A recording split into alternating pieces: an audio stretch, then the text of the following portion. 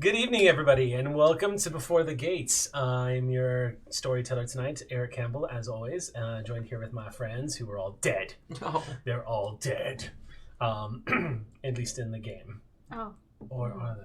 That's what I love about you. You're so gentle. Thank you, yes. So we hope everybody had a good Halloween and that you guys are dealing with the shock of sugar better than we are, as I'm going to pound back this candy after the intro. But before we get started tonight, just wanted to go around the table and see, did we have any announcements, anything we wanted to share with the audience before we jump back into tonight's ghost story? Well, if you're feeling froggy about voting for the Something Scary podcast, which is my animated horror series, it's animated horror every Tuesday, and then also additional stories that I do as audio stories. Today is the last day to vote for us for the Podcast Awards. Voting closes at midnight wherever you are. Ooh. And you would go to digitalhollywood.com/podcast awards, and we are Something Scary Podcast. We're under the indie comedy and horror. It's a number of different ones. So yeah. And then I don't know how many people at the table this also applies to, but on November 10th, I know that I'm going to be playing the She-Ra game over at Saving Throw. I don't know if any She-Ra game? Yeah. What is this She-Ra game? I think it's just lasers and feelings, right? Yes. Skins like She-Ra. Coming up Yeah. soon on Yeah. Tempting Fate. Tempting Fate. I don't think we even announced that. Whoopsie, Surprise! Rick, but if you're I won't- watching, I won't I be will there for text that. you. Fired. I will text you Yeah. Xander's address. So. He knows it. Oh, he does it? Well, it's been fun playing with you, Xander. But other than that, Yes, thank you, Tom Holland. there's a frog in my mouth now.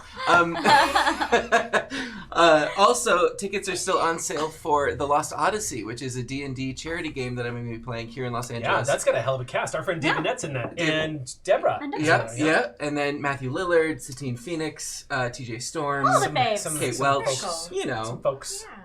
So that's happening on November 15th. You can get tickets to see it in person at the theater here in LA, That's so but cool. it's also going to be broadcast through, I believe, like Geek and Sundry and some other channels. As well as Very damn well cool. should. Yeah.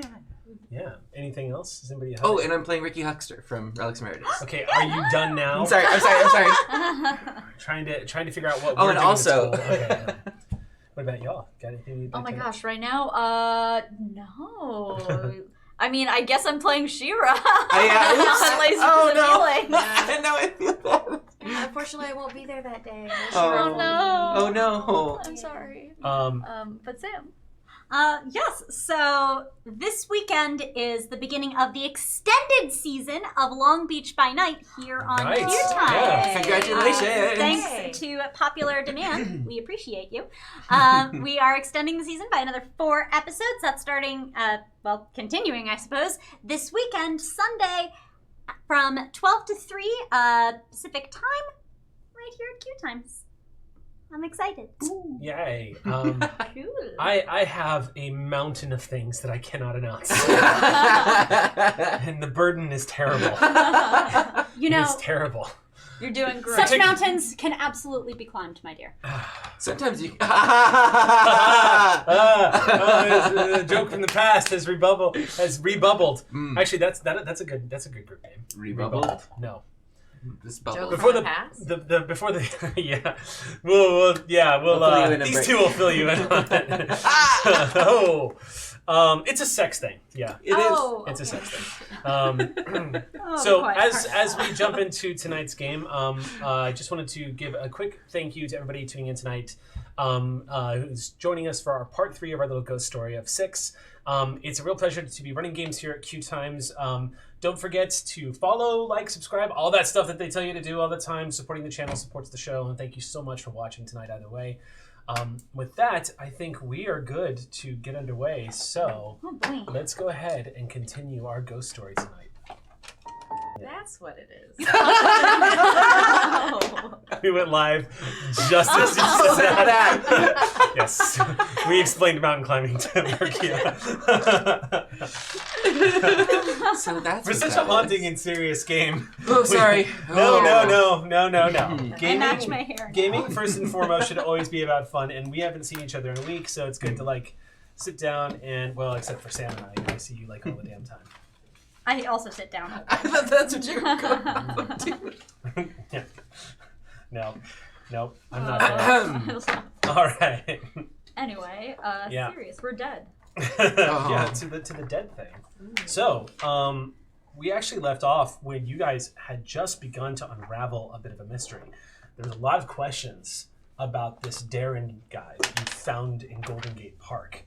The events leading up to it with Bendy Becca, who, as it turns out, is a real Instagram, no surprise, is in fact a real Instagram personality. In San Francisco! In San Francisco. Yeah, real person. Totally by accident. It was practically a random roll to come up with that character name and location. So, Whoops. As it were, you managed to connect with Bendy Becca, who is a young woman who has an incredible Instagram following, is sort of an Instagram star, a yogi, as it were. And I should call her a new media yogi. Would be the more accurate. Yeah. But Yoga enthusiast. Yes. She brought to you an interesting case that she believes there was a ghost that was appearing in the photographs that she was taking, her selfies that she was doing at the park. Turns out it was true. It was, in fact, a lost soul that was wandering around Golden Gate Park. Y'all have taken it upon yourselves to try to unravel the mystery of this ghost who you had brought back to your shop, if I remember correctly. Yes. And started asking questions. You even did a little bit of dangerous soothsaying, as one might say, letting your body die and slipping into a ghost form as you could answer questions that no one should be able to answer. Thank you for reminding me. Some other incidents have happened. The tension is constantly going up between the crew and one Sam McGee, a Reaper that is lurking here in San Francisco. He has only made his appearance known a few times, and he hasn't come into direct conflict with anyone yet, but he has made it known that he is watching all of you, and he seems particularly interested in the ghost that you have all begun to help. This ghost apparently is anchored to where you found him, somewhere in Golden Gate Park.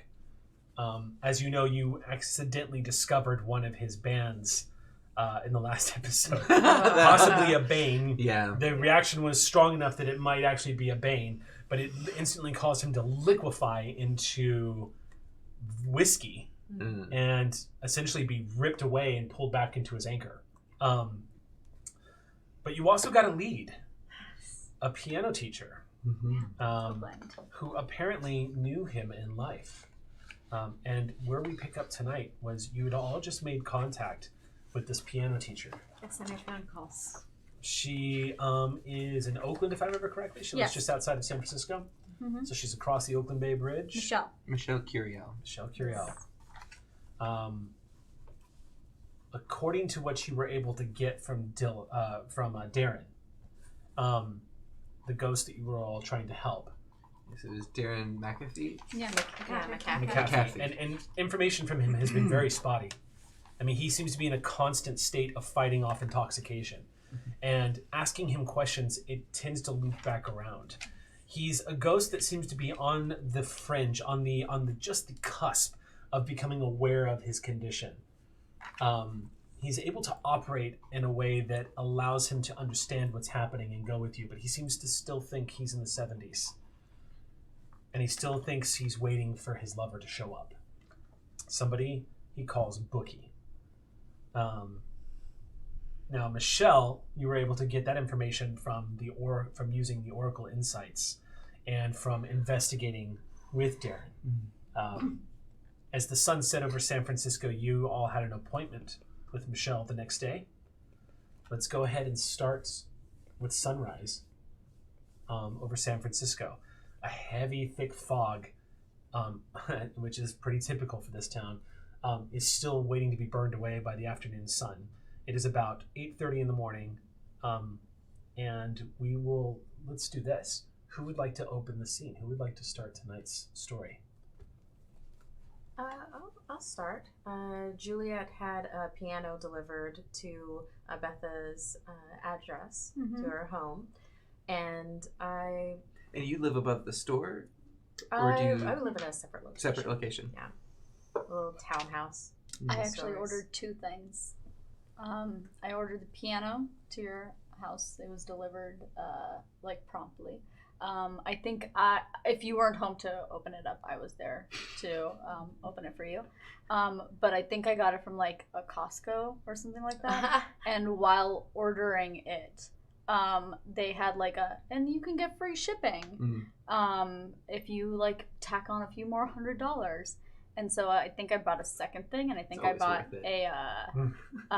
an industrial copier for the office. Oh wow! Because I couldn't find a Xerox machine. That's right. But you definitely got your piano like pristine, and it's like top of the line. From Costco. Did you pianos from Costco or not? Actually, They're not. I don't know any different. I did a ton of research, and I think I also So a baby grand. Yeah, baby grand. But then you also have like a little packet on top on why this is the Ivory. best choice for you. Yeah. Like I the really piano like itself is white. Yeah.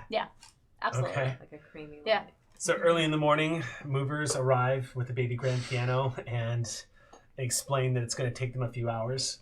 They're probably going to, let's see. There's so much commitment. You haven't even taken a lesson yet. What's it like? Oh no! Did you keep the receipt? Well, because of the interaction that I had with That's right. Bo, it was There's like, something there anyway. Bo's going to be a part of my life. It's time to get a piano. Nice. It takes them a few hours to deliver the piano to the inside of the apartment, but they get it all set up for you. You manage to move some stuff out of the way, and it does take up a sizable amount of space in your apartment, but once they're gone, you actually discover that, yes, it's larger than just about everything else in this room, but it's also quite lovely. Well, Juliet did such a beautiful job. Once again, I have to remember to let her know this. Juliet's oh, she's not here. Okay. Well, and Betha sits down at, the piano and starts doing some of the keys, hoping that maybe it will trigger something with Bo, who's hovering as he usually does. Mm-hmm. Yeah. Bo is actually, as you raise your hands and your hands hover over the white keys, you pause for a minute, realizing he's actually not near you. And when you glance around the room, he's not in the room. Bo? It's peculiar. Betha gets up and starts looking for him. I mean, he's always What there. is your synergy level? 3. 3. You know where he is.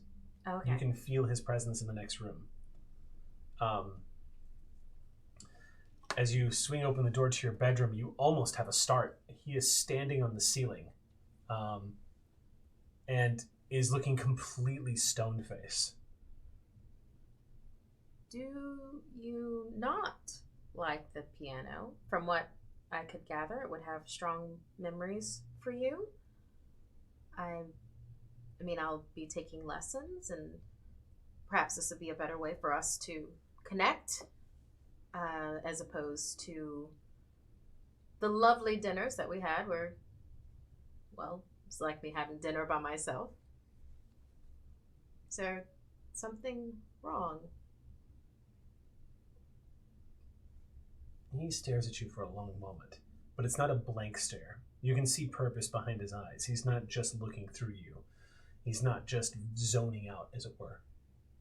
And as he looks at you for a long moment, he begins to open his arms up for a second, and he closes his eyes. And then you see he kind of, it's a little disorienting to watch it happen, because it defies where he should be falling, but instead it looks like he falls back against the ceiling, like he's, in his reality, like he's falling off of something from behind. And he vanishes into the ceiling, just. Okay. Maybe this was a mistake. Did you say through his heat? You feel his presence in the next room now. Okay. I follow.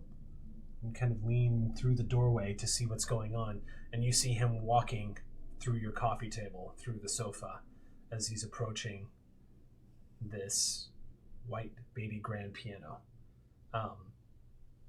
Again, Bo is a dread Geist. He is a very powerful, very emotional being. And as he approaches the piano and stares at it, all of the surface objects in your apartment begin to rattle. All of them. There's like a low rumble, just glass begins to tremble on the surface of coffee tables. You can hear the rattling of a coffee cup on top of one of its teacups, just like off to the side. You can hear your dishes in the sink, knives clattering around inside of a mug. Everything, the windows begin to shake just a little bit. And he continues to stare at it. Okay, Bo, I understand that this is extremely emotional for you. Perhaps this was a mistake, but we can work through this. And she goes to stand in front of Bo. Make an empathy check, and I would say this is going to be a synergy plus empathy roll. Okay. Synergy plus empathy. So your synergy is 3. Oh, my empathy is 0. Oh! Okay, Yay. so make a straight up synergy check then. Okay. No, I would say add your wits to this. Okay, wits she's got. Yeah. She's got a lot of wits. All right. Okay. 1, 2, 3 successes. That's brilliant. So halfway through your words, as you're saying this to him, you begin to become aware of rising agitation the louder your voice gets. He seems to react almost like it's triggering a response in him. Yeah. Until finally he just lowers his head like he's ashamed. Like, oh, no, don't you do that. I mean, I've had a lot of shame in my life. I'm not going to have somebody that, well, has to hover around my shoulder be shamed also. I mean, I know that I get very loud and very big in spaces, and it happens. And she, goes, close to... And again, as you're saying this to him and getting closer to him, you start to feel that reaction again, like it's getting stronger. Like the louder your voice gets and the more incredulous, you're like, hey, come on. You don't need to be like... You immediately feel again that it seems to intensify. Okay. Then Betha gets quieter. Okay. Yeah, is more intense and trying to look him in the eyes. What do you say to him? Bo, I understand that this is a triggering thing for you. I was doing this so that we could connect. But I don't want you to be hurt by this, if only because I really, really like my Chinaware.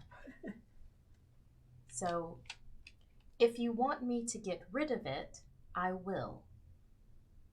Sure, I can at least still get the refund on it, but it's not the piano's fault either. Do you understand? Again, as you say all of this to him and articulating to it, it's much like talking, for lack of a better way of describing it, it's much like talking to our pets. We know that on some level they understand the gist of what we're trying to tell them. But with that separation between the Geist and the bound, that emotional connection that you have is truly the only channel in which to communicate. And so instead, it doesn't seem like he understands your words, but he does understand that you are bringing things down a little bit. And that gets a reaction from him. And for the first time since this whole thing started, his eyes slowly close, and when they open again, they're focused on you. This inky blackness just constantly licking around the sides of his face, revealing from time to time the cracks and breaks that are all on the sides and the corners of his jaw. Until he finally glances back down and the apartment begins to stop shaking.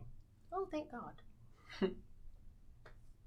So, how about we take this a step at a time? Betha closes the cover very gently of the keys. Okay. And then pulls the cover that comes with the piano and starts to cover it up. Okay. So we'll just keep this covered right now, and we'll work on this another time. In fact, we'll have to work on it tonight because I will be having a piano lesson. Maybe you'd prefer not to be there then. I guess we'll work it out then, but there. See? Out of sight, out of mind, right? I'm still renting here, so I can't have too much damage happen to my place. How are you doing? Better? He is very still. Very still.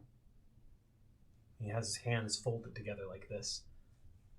Right between, just holding like he's holding himself almost as he continues to glance down at the piano. But you don't get any more sensations from him. Whatever state he's in right now, it feels like he's leveled off. Well, I guess it's breakfast time now then, right? And Betha goes over to the kitchen, is like chatting with Bo wherever he's ends up staying. He's like, I feel like waffles. I have a waffle maker. Well, it's very, you basically just do pancake mix and then you put it in the waffle. It just has to be a little bit thicker. And she's going through the motions. Yeah. Okay. What's everybody else doing? 8:30 in the morning. I am asleep.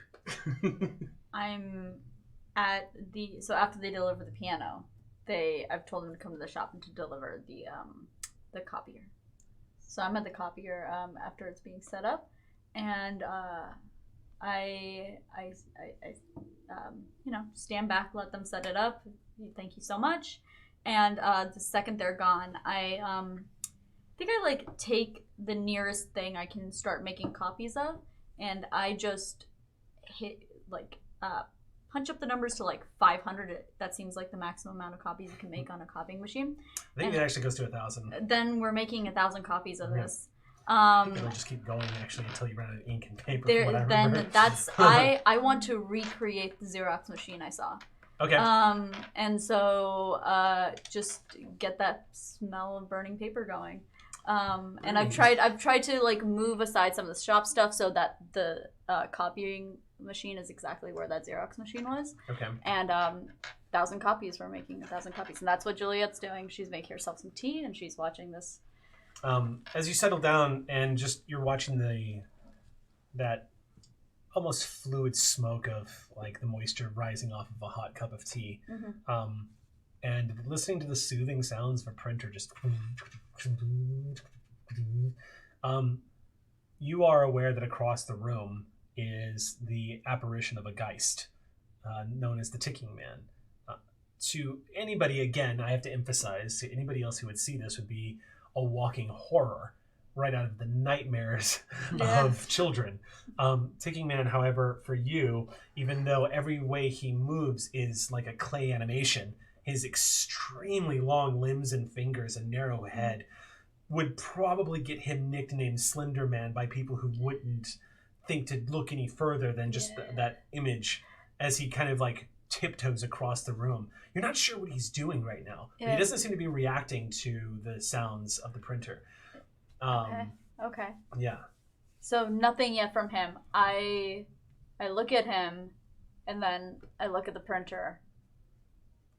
She doesn't say anything, actually. Well, what she's gonna do, she's gonna take out her phone, YouTube the sound of a Xerox machine. Hit play on that. So as you bring up YouTube, the first thing that happens is as you enter this search for like ambient relaxing noises like Xerox machines, what actually ends up coming up are video after video after video of running water. And the moment you see this like lake, oceans, stuff like that, the moment you see that, just that image and the first sound that you hear as it begins to play, you immediately have a sensation in the back of your throat of not being able to breathe. Yeah, no, she drops her phone and like pushes herself away from the table and is, she needs to get up and she needs to breathe and she needs to know she can breathe.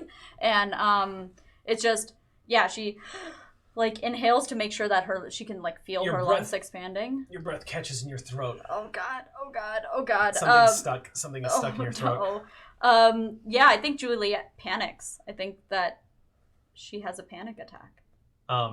The moment you begin to feel your heart start to race. I'll go ahead and let trigger warning to our audiences here as we go into a panic attack. You begin to feel that heart racing sensation. Your body starting to kind of deciding to do its own thing right now without your permission. As you're starting to feel that come up, the impulse to cough is just overwhelming. Yeah, she's like clutching at her throat, man. It happens instantly. Like as you reach up and grab at your throat. You lean forward, and as you cough, you see this brackish water eject from your mouth and splash all over the desk in front of you like someone has just brought you back from CPR. And you feel your lungs clear immediately. Oh my God. And then she just like, I think that she's just gonna like take a minute for herself, and she's just gonna like put her head on the desk. Okay. And then just like, and then like breathe. As you put your head down, you notice that the desk is completely dry. The moment your skin touches the cool surface, there's no water at all. I feel like this isn't the first time this has happened to her. So but like, it felt so real to her that she needs to double check and like double check and double check. And it is dry. It's dry. Oh, okay. I'm, Ticking Man? He is standing very close by suddenly. Okay. When he got there, you're not sure. But he's pointing at one of the clocks that's on the desk, and his head is rotating like it's the hand on the clock. It starts to click all the way around. He's got a big smile on his face. You get the impression he's communicating the time. Okay. And then you just watch his head clicking. He doesn't seem to be reacting at all to what just happened to you. Yeah. Instead, his just head completely rotates. Now it's upside down, and it continues to click around like the hand of like the second hand on a watch. Yeah. What time is it? It's about 9 a.m. So it's about the time that most of the folks would start showing up. Okay. It's our clock. There's. Can I do like Can I do a perception check or something to see if there's anything Try to different about this communicate, clock? just find out what he's doing. So yeah, I would say make a synergy empathy check, and I'll add your wits to this as well. Great. Amazing. Yeah. 4 plus 3. And then you said I could add wits as well? Mm-hmm. Great. That's 10 dice I'm rolling. Are you Wow. getting your insight specialty on this too? For empathy? Oh, yeah. That means I get one more, right? Yeah. 11 dice. Nice. Beautiful. Yes. Also, I changed what I'm going to be doing Can at I this have time after. one dice? Okay. One dice from me? Thank you. Bear with me Please, here. buddy. Bear with me. Oh, Research okay. today. So 3 of those explode. Whoa! 3 explode. Yes. So you have at least 3 successes. Yes. Well, I have 4 successes, and 3 of these are gonna explode. Okay. Okay. So that was 4 successes. Yes. Great. Total. Total. Okay, so you immediately get the impression that why he's trying to draw your attention to the clock has something to do with the experience you just had. Okay. And I think that the way Juliet processes things is she's going to grab the nearest thing that she can write on. She's not touching her phone. Usually she would open up the notes app on her phone, but she's not touching her phone right now. Honestly, she's probably going to buy a new phone. And she grabs a piece of paper and she wants to start writing everything that she notices about this moment. Just like make a list. That's how Juliet processes. And so she's going to write the time. She's going to write what he's pointing at. She's going to write like almost like a scientist's precision in a lot of ways. And that's what she does. And she's just going to keep writing and keep writing literally every little thing about the room that she like senses she's going to write. Okay, I would say make a quick intelligence check. Okay. And if you have anything like history or I have investigative prodigy. I would. Do you have investigation? Yes, I do. Okay, this would definitely apply. So this would be the next piece of the puzzle. I would say make an investigation intelligence check. Okay, great. I mean, I think I'm rolling 3 dice then in that case. The difficulty is 1 on this. Okay, come on, babies. Let's put my lucky dice. Don't fail me. They failed me. Oh, no. Nothing. You can't help but feel like there's something creepily familiar about why he was pointing at the clock, but you cannot for the life of you remember what it is. I think I'm still coming down from my anxiety in that in that situation and just the panic, and I'm like, she's still shivering, and so, but like this is like calming her down and bringing her down too. In the background, you just hear of the printer. So we'll get to you again in a second. What are you doing? So normally Mal would totally be asleep at this time. Okay. But there's something about the upcoming piano lesson and having been the reason that the whole thing fell apart last night because of the alcohol, he hasn't been able to sleep very well. And so he's up and about at 8:30 in the morning, has stopped by Sal's already, gotten 2 cups of coffee, and is now in front of Ivy's apartment door, knocking. Okay. I So the first thing you would know about Ivy's apartment door, because this is maybe how many times do you think he's actually come over to your place? Probably not very often. Because I was gonna say, they live in a place that has security, Sure. and like a front desk. Sure. So do they know you here, or No. We've definitely some Lucky Rabbit's foot maneuvering going on to get me in. Yeah, because as you would walk into this very high-end looking apartment building in San Francisco, the gentleman at the door, this Latino male, stands up and says, "Can I help you?" I'm just here to see a friend. Okay. And what's your friend's name? Ivy McCreston Dermot. Okay. And Dermot Preston. and your name is? Go ahead and sign in. Malcolm. Yeah, Yep. here we go. Can you sign in? Can you hold these for me? Or can I set What them are they? on coffee? It's Oh just yeah, he takes those. if they were two. Yep. As I'm signing, I guess I'm just feeling out where Lucky Rabbit's foot is. Lucky within Rabbit's foot's in the main lobby area, staring at a bunch of pictures that are on the wall. And he's like on the ground or on the ceiling? On the ground. On the ground. Okay. Yep, that's it. I'll just sign in. Okay. Signs in and says, "Okay. Let me just call ahead for you." Mm-hmm. You get a ringing phone.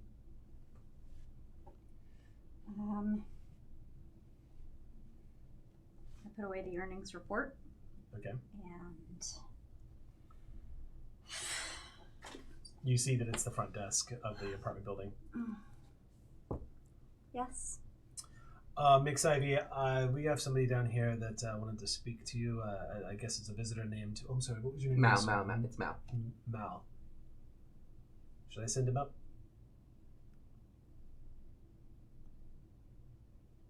Yes. Yes. Hangs the phone up and says, "You can go on up." I know. Thanks. You're welcome. Have a good morning. You too. I'll take this. And hands them to you and watches you. And then he goes back to his desk. That many floors up, it is a historical building. Ooh.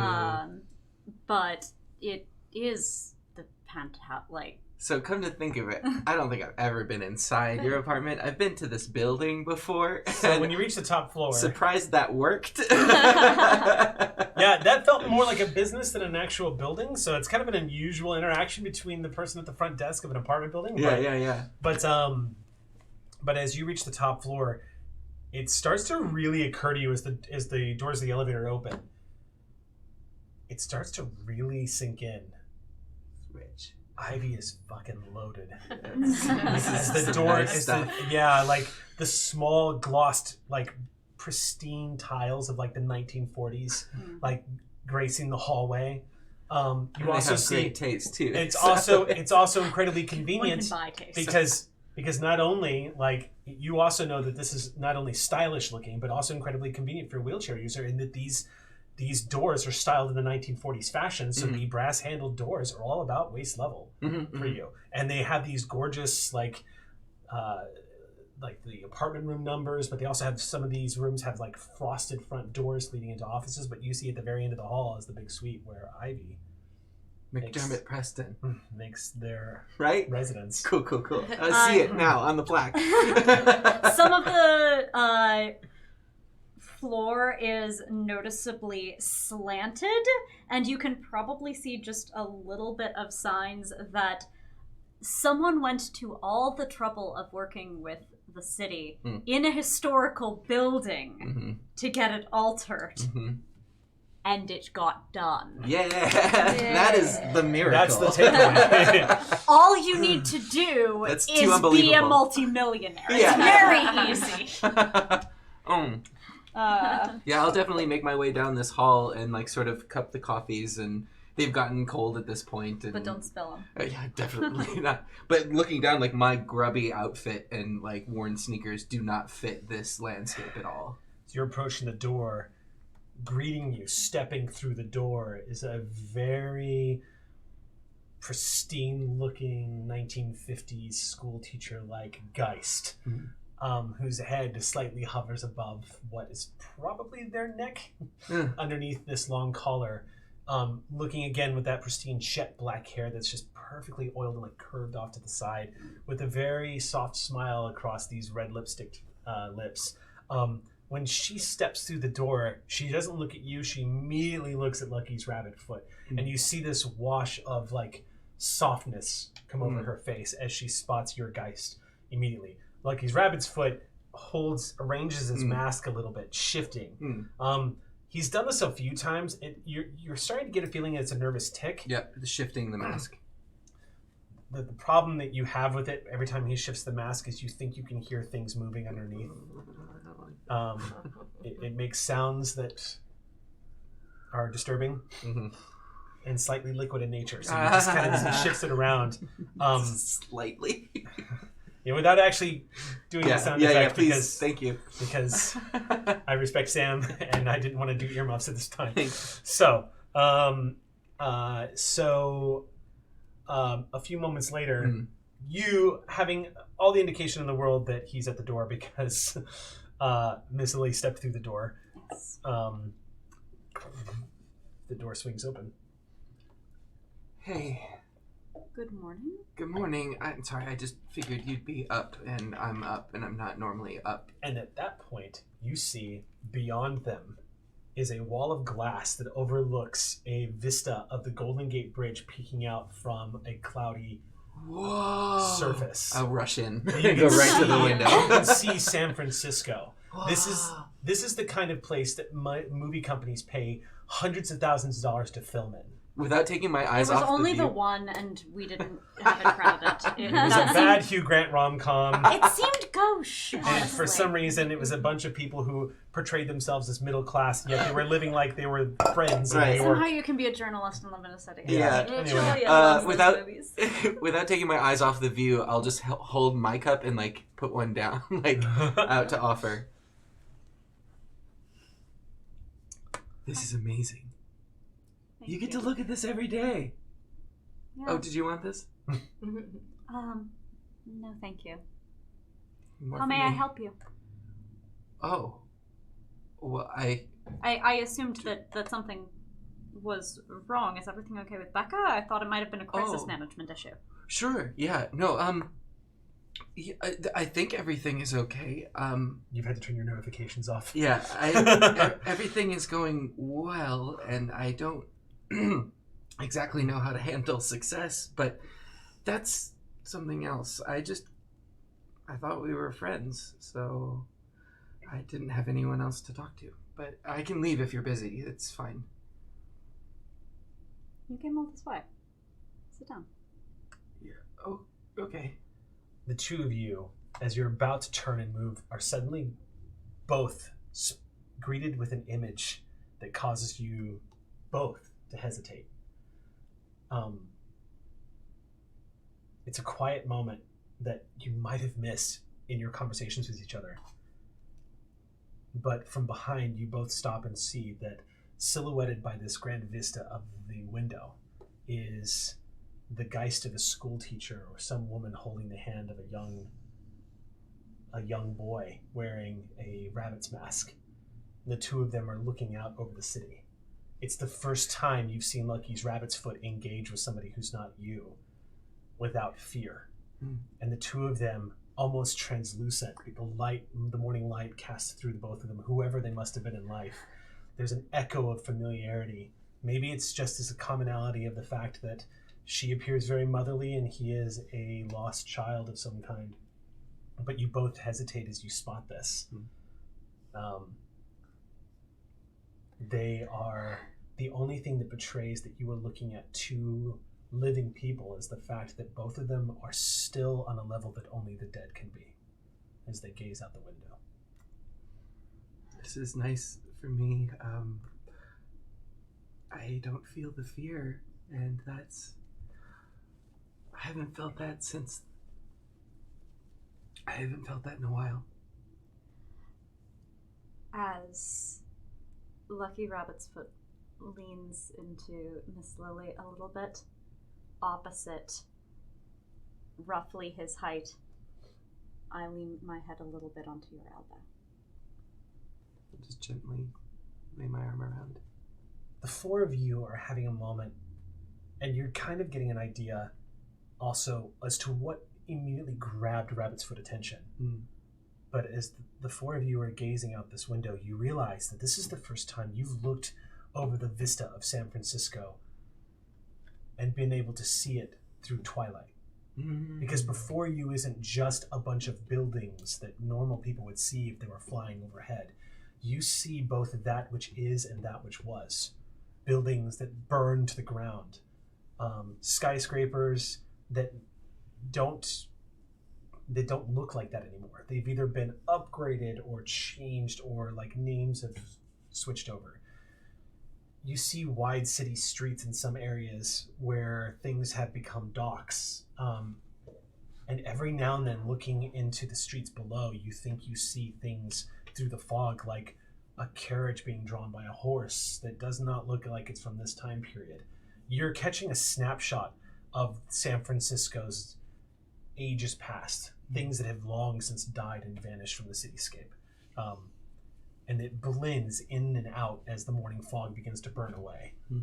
It never occurred to you before how much history has passed through the city.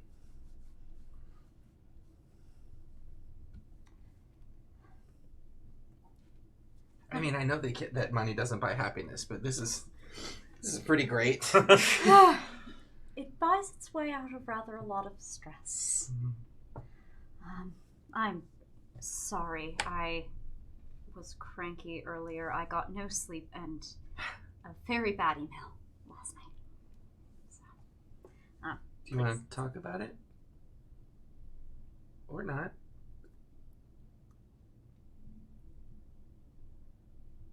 My wife's company's failing. Are you still a part of that? I've been on sabbatical. I trusted people to run it while I was not able to, and I don't know that they even see what the problems are, but they sent me their earnings reports, and it's a matter of time, and well, it was the thing we built together. I can tell you, while right now I'm experiencing some success, which is out of my comfort zone, I'm like an expert at failure. And so I think this might be a good thing. From where I'm standing, this might be a bit of closure. Closing up some loose ends, tying everything up. Just because a company fails doesn't mean that you did or she did. It's a piece of her, and I don't have any others. And I don't know where those others are, and we're not working on it, are we?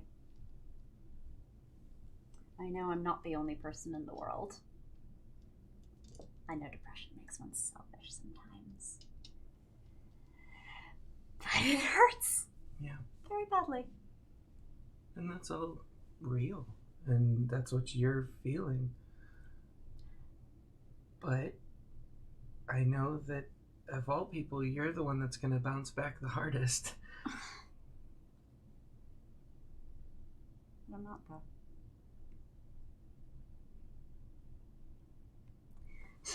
You know, if we hadn't had this experience with... I know, you wouldn't talk to me. I was just thinking, the grieving widower and the medium. It would seem like a scam. Well, I mean, I have to be real with you. It was for a long time, and it still kind of is. But I just want to help people. And if I can provide a little bit of hope, is that so wrong? But what I have with you, because of what we've been through, there's no bullshit. There's no veneer. There's no filter. We have to share information to survive in this world. And There's no point in telling you that it'll all be okay or that she's in a better place because we both know that that's bullshit. But I can tell you that we're dealing with tangible things and we're dealing with real people, and that's all that we have to go on at this moment. We can't deal with the what ifs or collapsing of an entity or something that represents money. Like, money is bullshit, and we know that now. Did you tell Besa? No, I didn't.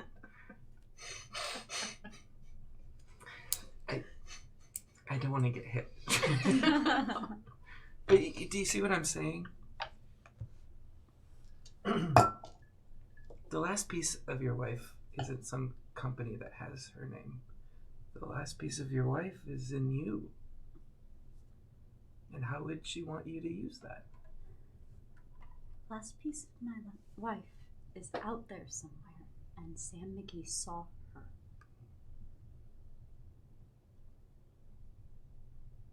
I know you think I'm some kind of naive, grieving widower. I don't think that, but it's okay that you think I think that.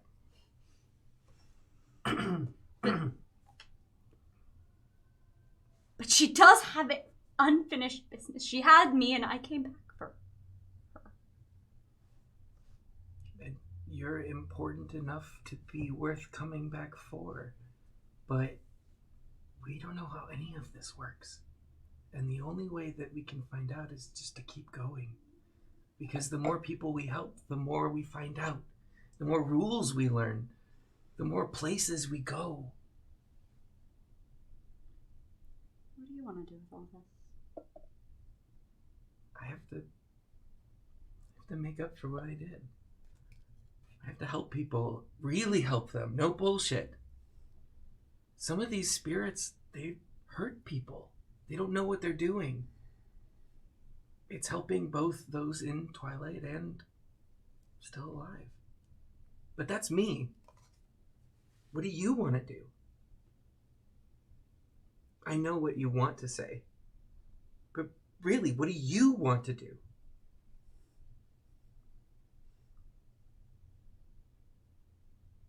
I'm going to find her. I believe you.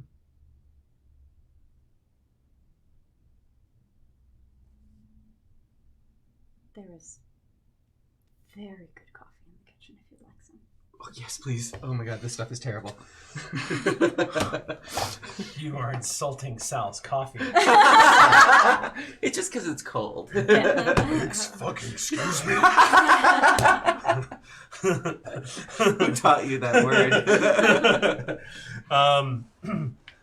Okay, so as the two of you move into the kitchen, if y'all are ready for it, we can do a scene jump to Yes, we'll assemble.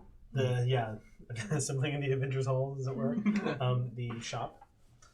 So we'll say around 9:45, 10 o'clock in the morning, I suppose. Do we have anything before the piano lesson that we need to coordinate for? Not really. Or do we need to just meet in Oakland in the evening? That's correct. But my understanding is that the man is going to Darren is going to respawn. At like 6:30, while our lesson is at 6. Yeah. So coordinating how we're planning on handling that before ish exactly. 6:30-ish. So it's For sort of that Sort of reason that a we're now meeting in the shop? sunrise. I would kind of say deal. Yeah, let's- we're meeting in the shops precisely for that. If we want to meet closer to the time, we can absolutely do that. But I think that meeting before... Yeah, No, let's we're meet going up. to meet early and Wonderful. then have the option of those who have to go to Oakland not crossing the Bay Bridge in traffic. I love that idea. That's thinking. I was only 5, but I remember sitting in a car for a long time. I mean, one can also BART to these things, and That's it is true. a good idea, Yeah. but also Fart. So we'll do the assemble then, Yeah. as Yes. you all manage to come together. Mm-hmm. Nice copier. Now, Yeah. That's new. thought we This knew. is an open business day, Mm-hmm. so the sign is flipped, and you do have customers coming in and coming out.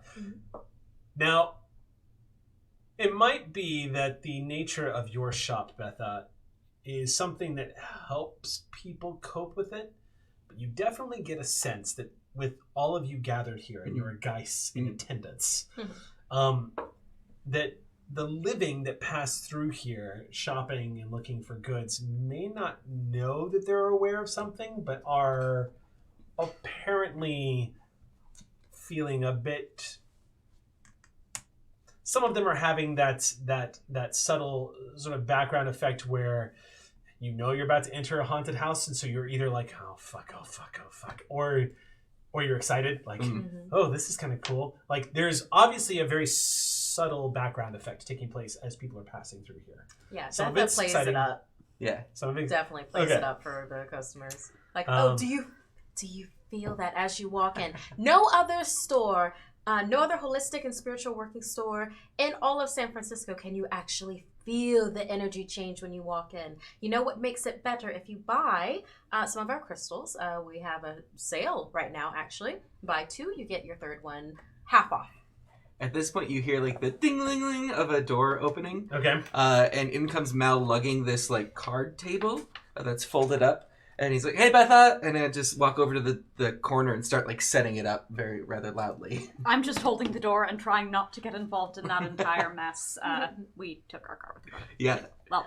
And then I wanted to be able to talk about stuff, so and I just scatter some dice on the table. Game stuff. Oh, okay. Oh, well, then, indeed.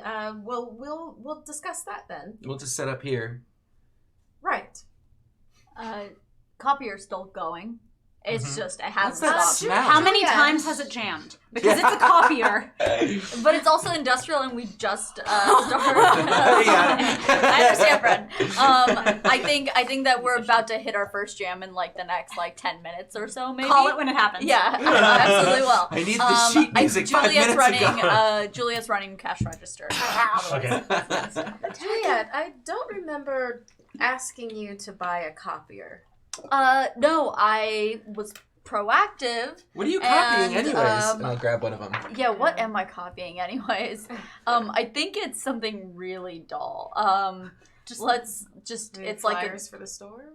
what? Flyers for the store? Yes, flyers for the store. That's what it is. Okay, I mean, we're having this wonderful 3 for 2 sale. And no one told you not to use Comic Sans ever? Why are you in charge of graphic design? I just took How a shot many in of the these dark. are you making? We're about up to, 7,000, but New York is not New York. San Francisco is a big city. You've killed a rainforest. 7,000 flyers? It's Well, that should bring in a recycled. lot of business, actually. We're gonna have Do to you- help the ghosts of these Exactly. trees. Exactly. Mostly tree farms these days for paper. Juliet's bad at lying.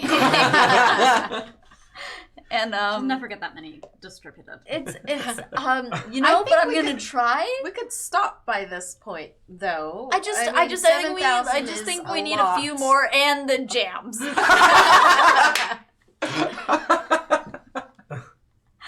And Juliet goes over to fix it. Okay. I'm gonna go handle that. And she hands Mal the flyers. Okay. They're still hot. Set them down. Right, Nice dude. warm. When you smell these, does it make you think of anything? Yeah, fire. This is hot and burning. Fire. Yeah. Fire. Yes. I guess that makes sense. You And then can't- she wants to work on fixing the jam. Okay. Yeah. You pop this thing open and immediately, like, the heat just hitting you in the face as you pull this printer open. That's not good. This copy machine. Juliet.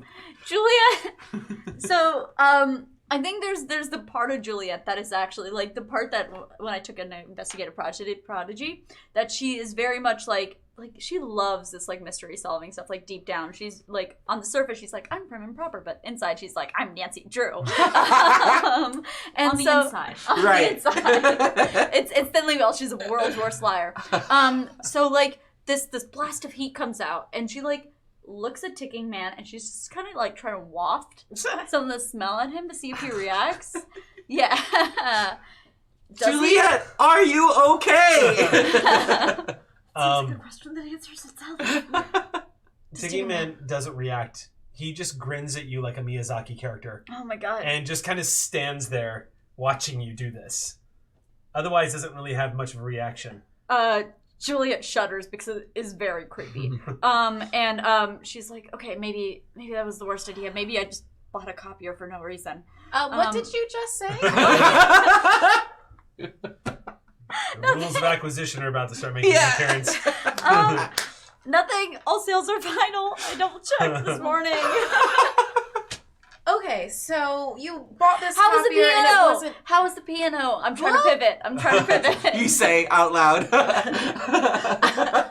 Just wondering if the pivot joke is going to come up because it was talked about. Is it not happening? What? Okay, no, it's not happening. So there was a when we first started playing this game, you guys were going to make a pivot joke about friends, and I guess it's not happening. Oh. We even just said the word pivot. Oh my god, I don't remember this. And pivot. And How was I could have just left that buried. How was piano? Thank you, Ivy. The piano that is in progress. You know, that's kind of a what do you say? A loading situation. How was Bo? With, why would you ask that? I mean, I don't know. Where is Bo right now? Bo is having a break. Okay. So, okay.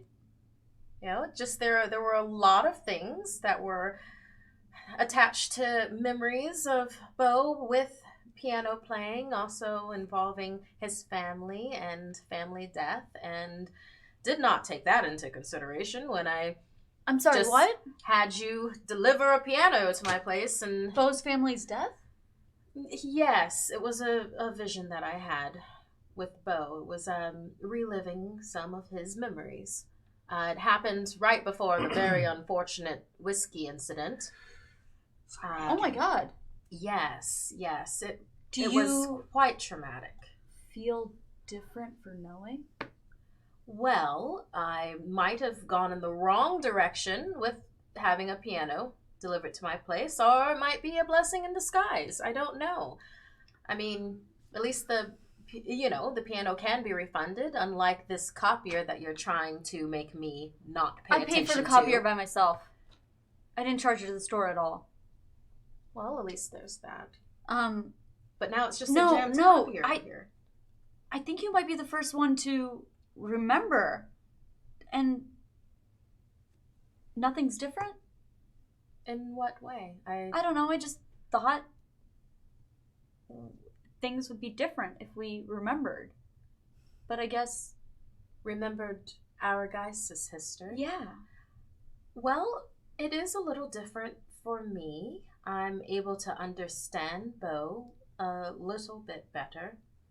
I mean, we'll see where that goes. The efforts that I had taken before then were just fruitless, for naught. But sometimes life is that way.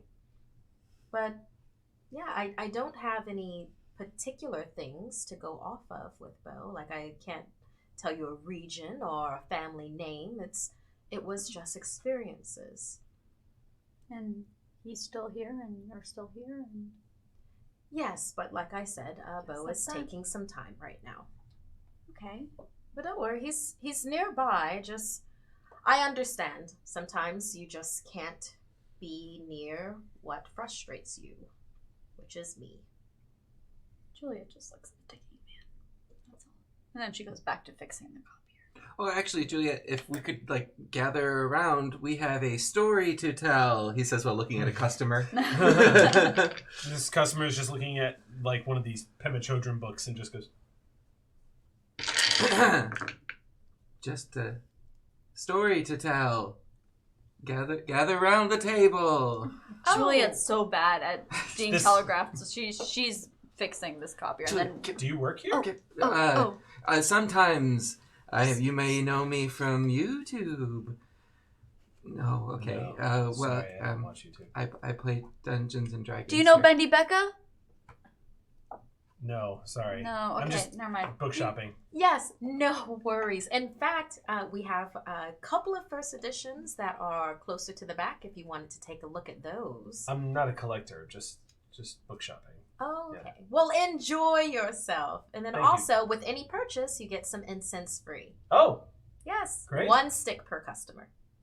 okay, so it's like a sample. Yes, of course, a sample. Great, okay, thank you. But also 3 flyers. You hand him 3 flyers. This gentleman looks it over for a sec. Guy's probably in his late 40s, graying, like very short beard, dressed like a school teacher. Kind of, you just hand him these flyers. And just thank you. You're welcome. Great. So we will let you shop now. Yes. Yes. And he beelines for the door. Great. Okay. Oh, excellent. Oh, And wonderful. just say, So- thank you.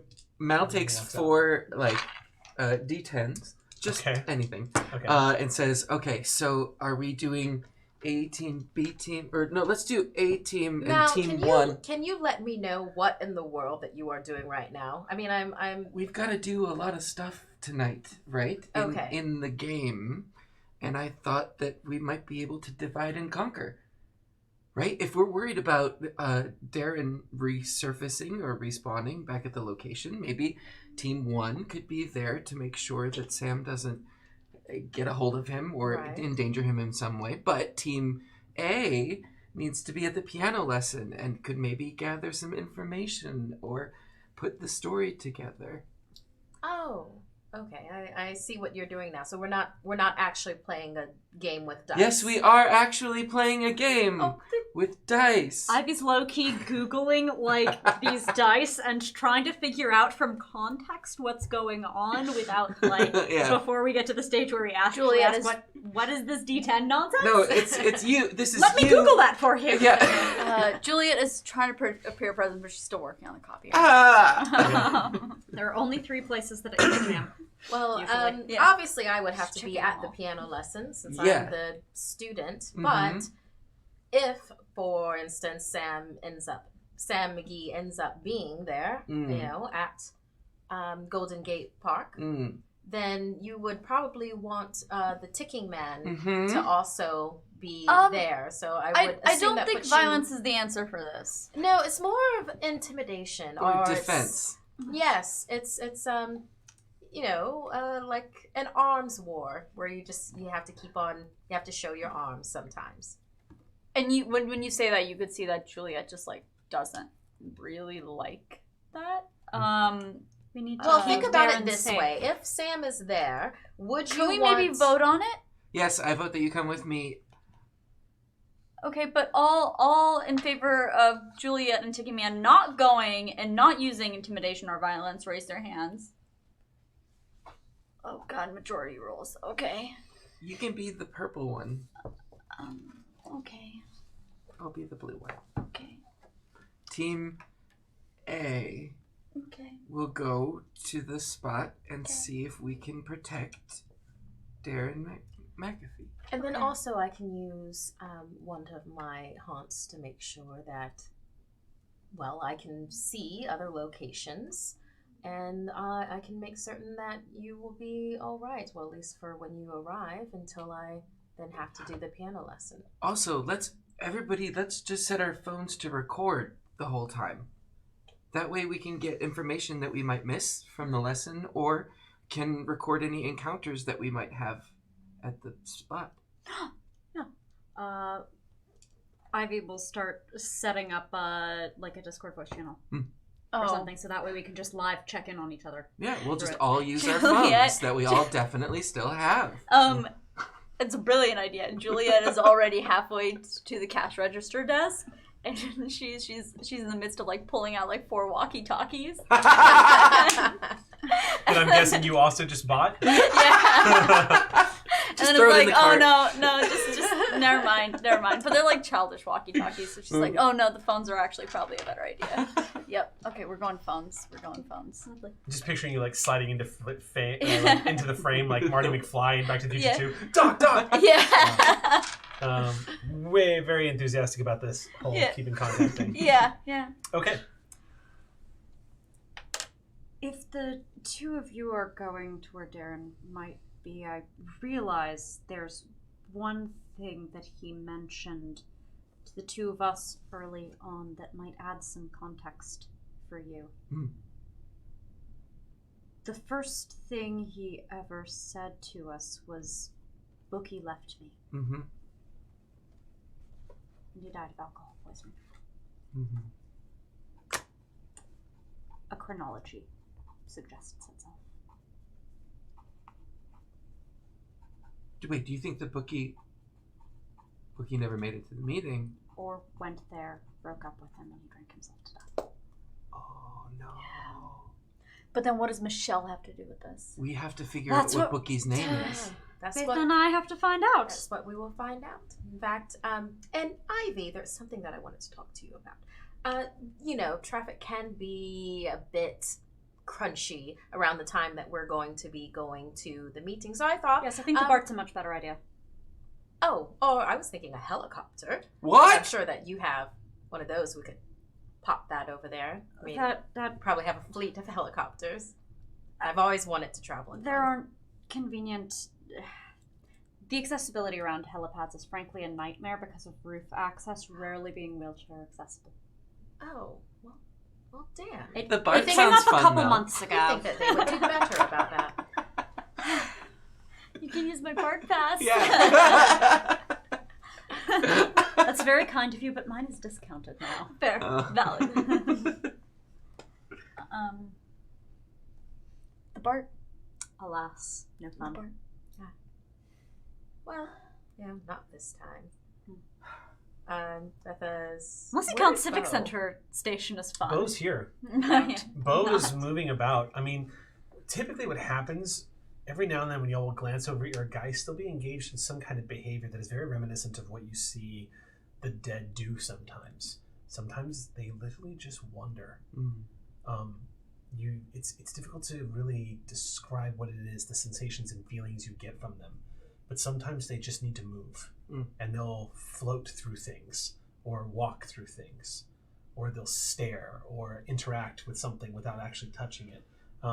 Bo at this point is doing something very similar, where he's literally just has his arms folded into he looks like literally like a shroud of inky blackness that has the upper torso of a gentleman in a business suit sticking out the top of it, which is a little more cloudy than he normally looks, and he's just pacing back and forth towards the back of the shop, near some living customers who are, of course, completely unaware that there's such a thing happening. But every now and then, one of them just goes as they're reading their books. Before we leave, Mm. I don't know if you have anything now, but do you have any sort of essence-filled object that we maybe could lure the spirit away from the spot with? Oh, quite definitely. I have a small collection of things that I've been keeping off to the side, whether, we needed to grease a few wheels in the underworld and The whatnot. wheel needs greasing now, I think. Yes, let me go look at my collection and see what I can have for you, just in case you need it to lure Darren somewhere. Ivy pops a saucy wheelie to themselves, but doesn't say it. Okay. Saucy. You know a saucy. So we'll say that you actually have some items in a case. And some of these little items, we'll say, has some minor essence attached to them. These are items that if you took with you into the underworld, they might be valuable to, say, the dead. Here in Twilight, they are a little less relevant because these are very minor. Like each item probably has an essence attached to it. Right, but it's better than no essence. It's true. A lot of these items are remembrances or like little like pieces of memorabilia from other lives and whatnot. Wouldn't be as powerful as to call them anchors, but all of them had an emotional significance to whoever once owned them. These little baubles, a small key, things like that. Well, it's not going to be as good as the rose that I had before, but, she opens up the case. I'm like, well, actually, you can have your pick with this. There's a broken pocket watch. And here I have a pearl necklace. It's missing some of the pearls on it, but it's tied off, so it shouldn't miss any more. Type of a thing. Let's see. Also have a wallet. It's it's a little broken. I'll take but the it's wallet. still- Watch. The watch. I'll Graduation gift. take College, the watch. I'll take the watch. Oh, okay. Juliet, Yes. do you want to hang on to this? I tend And then to also, lose things. if in your travels you find something else that I can use, so I'm not just missing that from my collection, I would appreciate it. It's difficult for me to give things away. Of course. No. For the greater good. No, right. Ooh, greater good. Big picture. Mm. But if you run across something, just bring it back. Sure. Or if you don't use that, bring it back. Understood. Okay.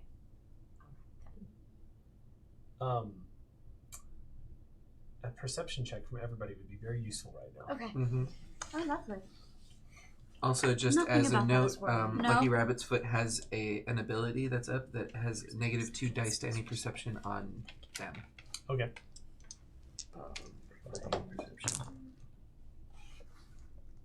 What would be perception? Yeah, what Wits is the resolve. combo? Wits Wits resolve. resolve. Wits resolve. Mhm. Wits and resolve. Ooh, that explodes. Ooh, nice. 2 successes. 3, Okay. 4, 5. Nada. It's okay. You're pretty intensely like talking about. You have value. Yeah, thank you. 3 successes. Okay, so everyone but Xander. Yeah, it's fine. That's what you get for making fun of Sal's coffee. Oh, wow, I didn't realize. Oh. Yeah, just curious. It's gonna follow you around now. Oh, no. Good. What have I done?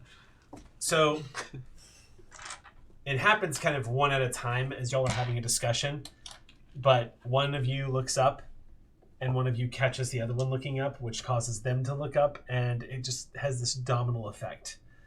There is a gentleman that has walked in, was one of the many customers, and not particularly, doesn't really stand out. He is dressed rather slick. He has a black button-up shirt, collar with a dark blue tie. He's not wearing a coat over that, wearing dress slacks that are also black, with a black belt and black glossed shoes. He looks to be probably mixed heritage, African American, and Asian, and is standing in the doorway, just a few feet away from the front door. You've never seen this gentleman before.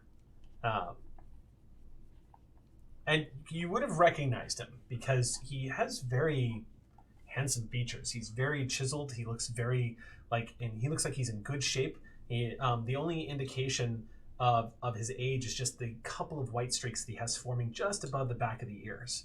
And his hair is combed. He looks like he is either somebody who is dressed maybe he works in tech or something. It's hard to say. But the reason why he stands out particularly to you is because he is staring right at Miss Ivy and Miss Lily. I always you named Ivy and Lily, and so my head goes to plants, and then I get them switched. Yeah. So he is gazing right. Did I do a theme? Yeah, you can't do that. You can't do that. Staring right at Miss Lily, and Miss Lily is staring right back at him, and he is looking at her like he clearly sees her, and he looks like he's pulling something out of his pocket. Looks like a journal or something, some kind of like leather book, as he's opening it up and staring at her. I'm going to roll up. Hello and welcome to Green's Crystals. May I help you? He glances down at you, and you see some recognition pass over his face as he spots you. And he closes the book slowly and says, I think so. We have a broad selection. Would you like to come in? No, I think I'm fine. And that's when you see the recognition on his face. Go ahead and make a wits empathy check. And at about this point, you'll notice that no one's really listening to you anymore. I know. And I you're noticed. What? So the 10 sides. That's why it's called a D. No one. 3. He sees everyone else in this room as well. Yeah.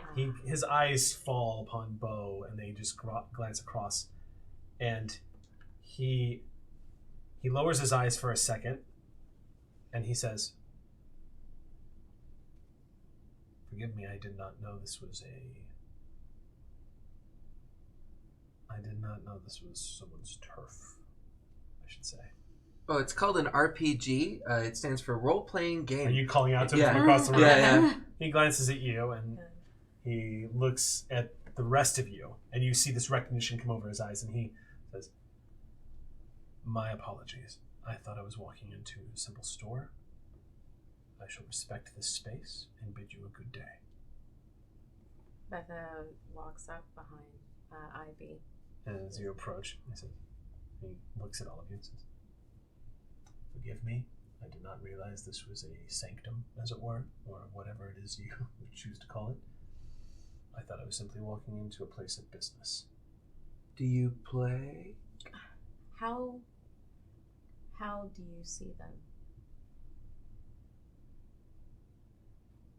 I have the sight. I'm Mal. Malcolm. Malcolm. My name is Leonard. Leonard. Please call me Leo, of course. Nice to meet you, Leo. It is nice to meet you, Malcolm. I'm Betha. I'm the proprietor of Craven Crystals. You own this place, thank you. Yes, one of 3 locations, to be decided. Oh, that makes more sense. Well, good afternoon. Wait, no, Leo. How are you? And when you say turf, you mean there are other players of the role playing Mal, game? drop the gaming references. Should we close the store? If he wants to go, he can go. We should. Can I have your number? Oh wow, that's forward. We need more players Can I all do the time. What would you like to do? Can I do like a sense motive on this Sure. guy? Yeah. What am I rolling for that? That would be a wit sympathy check, because you're I was kind of hoping. Yeah. Yeah. Okay. Yeah. again with the wit sympathy. You're really trying to get an idea of what, or you could do perception I as just well. want to know if this man is Perception, a empathy. danger friend or foe. Like that's Okay. a like Either. danger. Yeah. Yeah. Wonderful. Inside render. So I'm rolling 7 dice. Wow. So, you know how realists are kind of just on a different sight line and can be a little discreet about things sometimes? Uh-huh. I want to just take a picture on my phone of his face so that, That's We gonna can be investigate later. that's gonna be a Okay. subtle 1, little. 2, That's gonna Yes, be a it's subterfuge. going to be 6 successes. It is. 6 successes. So exceptional There she successes. is. Okay. Yeah. Let me get Sam's roll here in just Oh, one yeah, second. absolutely. Because this narration is all going to be happening at the same time as you're going to be Willpower experiencing in? the results of Okay. yours. Willpower in, okay. That's Ooh, a 2 pop. exploding. Yep, That's there's 2 pops. Well, that's good, because... Okay, Right, good. Yeah, 2. 2 successes. All right. Got a picture. All right. You, with exceptional successes, which and for our audience at home, in Chronicles of Darkness, 5 or more successes is essentially a critical hit. You got 6. So this is all the information you're going to get. Okay. It's subtle, and it's subtle in the way that it's being handled very professionally and very contained. Mm-hmm. But you begin to pick up on some nuances to his attitudes, the way he's moving. I mean, your insight into investigation, that little quirky part of your brain that seems to pick up on all the little bitty things that happen that sometimes most people miss, that can telegraph things like somebody's emotional state, or what their motivation is, what they're interested in, where their eyebrows quirk, or how they move their lips when they're saying something. Little facial tics that give away what someone's states are. Mm-hmm. And it kind of just leaves you with an impression that you're able to put together. As everyone is starting to talk to him, something begins to occur to you about this gentleman. Mm-hmm. You wanted to know if he was friend or foe. Mm-hmm. What you're getting a sense of is that he doesn't know that yet. Okay. He's not sure if he is your friend or your foe. Mm-hmm. And you also get a sense that, having spot 2 dread Geists and 2 others behind him, Mm-hmm. he is not afraid, Yeah. which is disconcerting. as though maybe he has seen this before, or he is given even other cause to not fear. Could be that he's just playing his cards right now, but it is notable that he is not losing his shit right now. He has mentioned that he has the sight, which would indicate that he has seen the dead before. But from what y'all know, being 9 months into your bound, your contract, as it were, with the Geist, Geists are something completely different. A ghost is one thing, but a Geist is a miniature death god. It is essentially it is a manifestation of an evolved ghost that has drank from the waters of the underworld. It is more than just a floating apparition. A Geist is something very much more. And even to those of the second sight, the spot of a Geist would probably disturb them. Especially when one of them looks like Ticking Man. Yeah. However, he is very composed. And something about him rubs you very wrong. Damn it. Yeah. It's not the Sam McGee kind of sensation where you feel like you're in the presence of a predator, Okay. someone who's immediately dangerous to all of you, but instead you get the impression whatever he is or whatever he does, it doesn't seem right. Yeah. I mean, he's still in the vicinity, right? Yes, So, and let me just say yeah. this too, Yeah. that as a member of the Bound, if you come across somebody else who is like you, you can sense it immediately. Yeah. He is very much alive.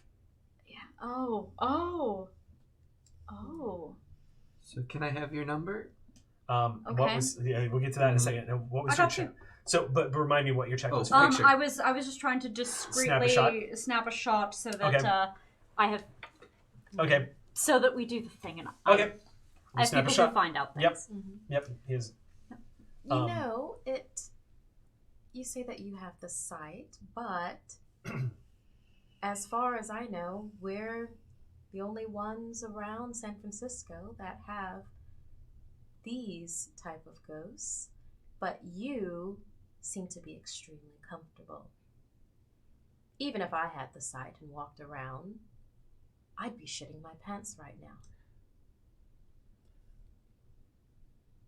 I too have made observations about you. You apparently don't know what you're doing. Well, Now, spotted. This Well is spotted. not meant as an insult. It is not. and you've seen ones that do know what they're doing then? You have some type of comparison?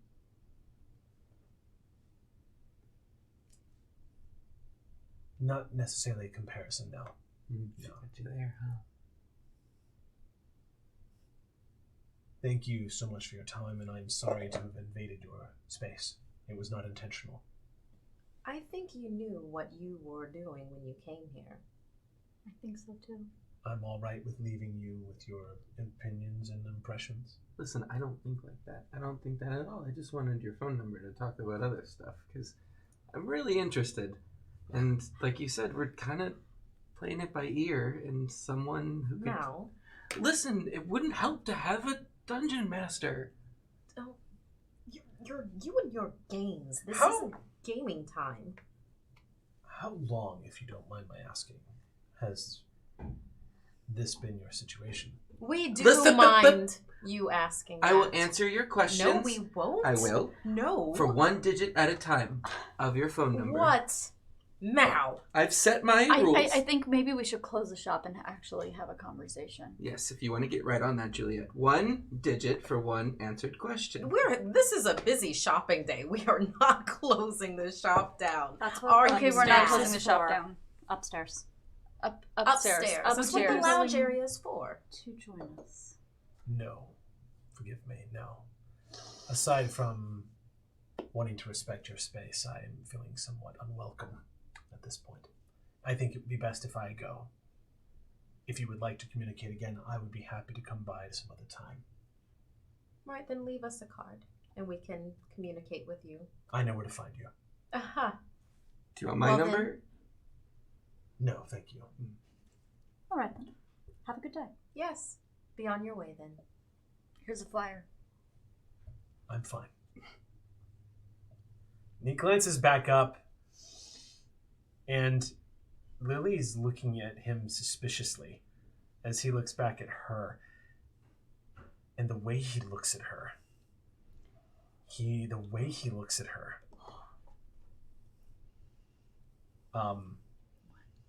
it is, it's not good. He glances at her like he's seen something that pleases him as he pivots on his foot and pushes out through the door and puts his hand in his pockets very casually and begins to move down the streets of San Francisco. Well, I did not like that. I You do not guys, like that either. we need to make friends. Mal, you need to read the room Should we have right let now. him get away Mal. so easily? I'm going to text that picture to my background investigator. Not everyone is our friend. But we can't attack It's a everybody resources that comes readout, in. So I get it. Can- Okay, about 5 minutes will pass as this conversation is happening when a reply text says, "Is this someone you want me to look for?" Urgently. Thank you. Information. Background. Okay. We don't need a full tale, but movements wouldn't hurt. Did it? If you're feeling ambitious. All right. Send. I mean, Juliet, you read it. You read Did- that, right? Juliet's in her phone. And let me know if I Back can on do her this. phone. So it's also important to know that the yeah. information I gave you has not been presented to everyone. It has not been presented to everyone else You were yet. the only person that knows the insights you uncovered just now. Right, and like I think that she wants to communicate this to everyone, but like also like when the anxiety hits like it does, she's like, I gotta do one thing at a time. And so he's walked out the door and she's like, okay, that's the first thing. And so if you'll let me, did it look like other people in the store could see him as well? Yeah. Can I get that? So Every now other and people then in people the were glancing over in your Okay, direction to great. see So what the other people could see him. group Can gathering was. can I get my driver, the one that usually drives us around, to Team in? follow him? Yeah, you can put that call in. Yeah, I would love to put that call But in. I will go ahead and give you the heads up. It's going to be tricky following somebody on the streets of San Francisco who's walking on the sidewalk. Is it possible I can roll for that? Like how would that work? Maybe like a resources roll? Mm-hmm. It's such things are in progress. Okay. I was going to say... Oh, are they would they be the same things because we could get a location for him and his background? Or do you think we'll get the same They info? are both fewer than 3 dot resource Okay, rolls, fair, which fair. Valid. if it's 2 fewer than your total resource dots, you can spam it. Yeah, fair. Apparently, Ivy's loaded. Is it a possibility to have Lucky Rabbit's Foot tail someone? Listen, I'm not talking about other things. I don't. No, listen. I do not like the vibe I got off that guy. It was like Sam McGee, but not. But and, I like, don't care. We need to start. No, making he was bad connections. news. We need to figure out what he was about. And if And we can't do that if we're not in his inner circle. Like, listen, I understand. then I let's hear you. find a way to No. get him. Just reading his general aura, and I don't mean as in a mystical way, just the way that he stood and the way that he talked, I don't think this is someone that we want to be friends with. I think this is someone that should be kept at arm's distance. I don't have a lot to base that on, but, I date a lot I in think San it's too Francisco, soon to and make- just saying, Oh, I would do a pass on that one. I don't think that is the type of man that would call you afterwards, to be completely No, honest. you're not understanding what I'm saying. We don't have any other resource besides I some agree. looping ghosts. If there's someone from another perspective, someone that has a different gift than ours, it's in our interest to at least be in contact with them. Or stop him from causing more trouble. I do not like the way he looked at Miss Lily. That he looked at her. I didn't like it. Yeah, well, they're Everything- scary, okay? They're Everything all about- scary. Everything about his exchange when he came in Yeah. reminded you of somebody who walked in. He reminded you of somebody who hunts lions and walked in on a lion's den and Oh no. was tiptoeing back out. Yes, who hunts Yeah. lions? That's Who the hunts them? impression that sensation of like, sorry, my mistake. And you invited him in. Yeah. Not a No, I'm not blaming you. I'm putting Well, pieces I'll together. blame you then. No, don't. No one's getting blamed. We need to make sure that we're safe from this. He's not understanding. He wants to call him up and bring him round for tea, and it's just not that dynamic. I'm not going to throw away a resource just because you get a bad vibe, okay? He didn't seem threatening. I'm just. I have a Geist that is... I'm not saying we throw away the resources. I'm just saying that we let's just be careful around him. Let's be careful around him, and let's figure out what his deal is, because if we can get some understanding of what he's about, then maybe we can protect ourselves. Well, knowledge is power, yes. Yes. I'm just saying, if we want to be real players in this, and I'm not using the metaphor anymore, if we want to not seem like we're not know what we're doing anymore, we need resources. We need to understand. We need research. I think that we're doing on the just same fine. page. This one dude walks in and says that we don't know what we're doing, and then all of a sudden you're like, oh, we don't know what we're doing. We know what we're doing enough. We don't know what we're doing, Betha! We don't know what we're doing! Don't take that tone of voice with me, Mal. Well, it's the only way that I can get you to listen to me. That's also true. Then what do you want to do? I'm just saying, the next time that we come across somebody, maybe we don't make snap judgments and give away our hand right away. It wasn't a snap judgment. All right, keep a poker face in future. A good action item that I think we can all agree on. Yes, and also, don't go in for a hug. Just when you meet someone, try to get their number right away. I mean, for one, they like the hunt. Don't criticize Malcolm's game. Well, was it a game, though? It's not I think games. he's better at the other kinds of gaming. I mean, I don't know. I don't know that much about anyone's personal life here. Anyway, no. Lucky Rabbit's foot won't trail somebody. It's too scary. So a lot of you take a breath after a few moments, as this is now the second encounter of somebody who's wandered into your group. I don't like And- him. I don't like him. So far, your encounters with people that are not like you have not been positive. No. We're going to take a 10-minute break. Yeah. To cool off. So we will be back in 10 minutes, everybody, to continue the story as we decompress and check in with each other. And we will see you then. Don't go anywhere. All right, welcome back, everybody. Took a little bit of a break there, and unfortunately, Sam went into the underworld. So, Oh no, you know. we gotta go get them. I mean, this game was getting really meta before we went to break. Right. And yeah, sorry, everybody, if you were tuning in to see Sam tonight. I don't know what to say. We told them not to do this. It's fine. Miss Lily's filling in. Yeah. So anyway, they'll be back. But we're going to go ahead and jump back into the game for right now, because we already have the party splitting and doing two separate things at the moment. So before we get to tonight's scene where y'all are going to be making your way to the piano lesson, let's go ahead and decide who would like to go first and what scene would you like to initiate?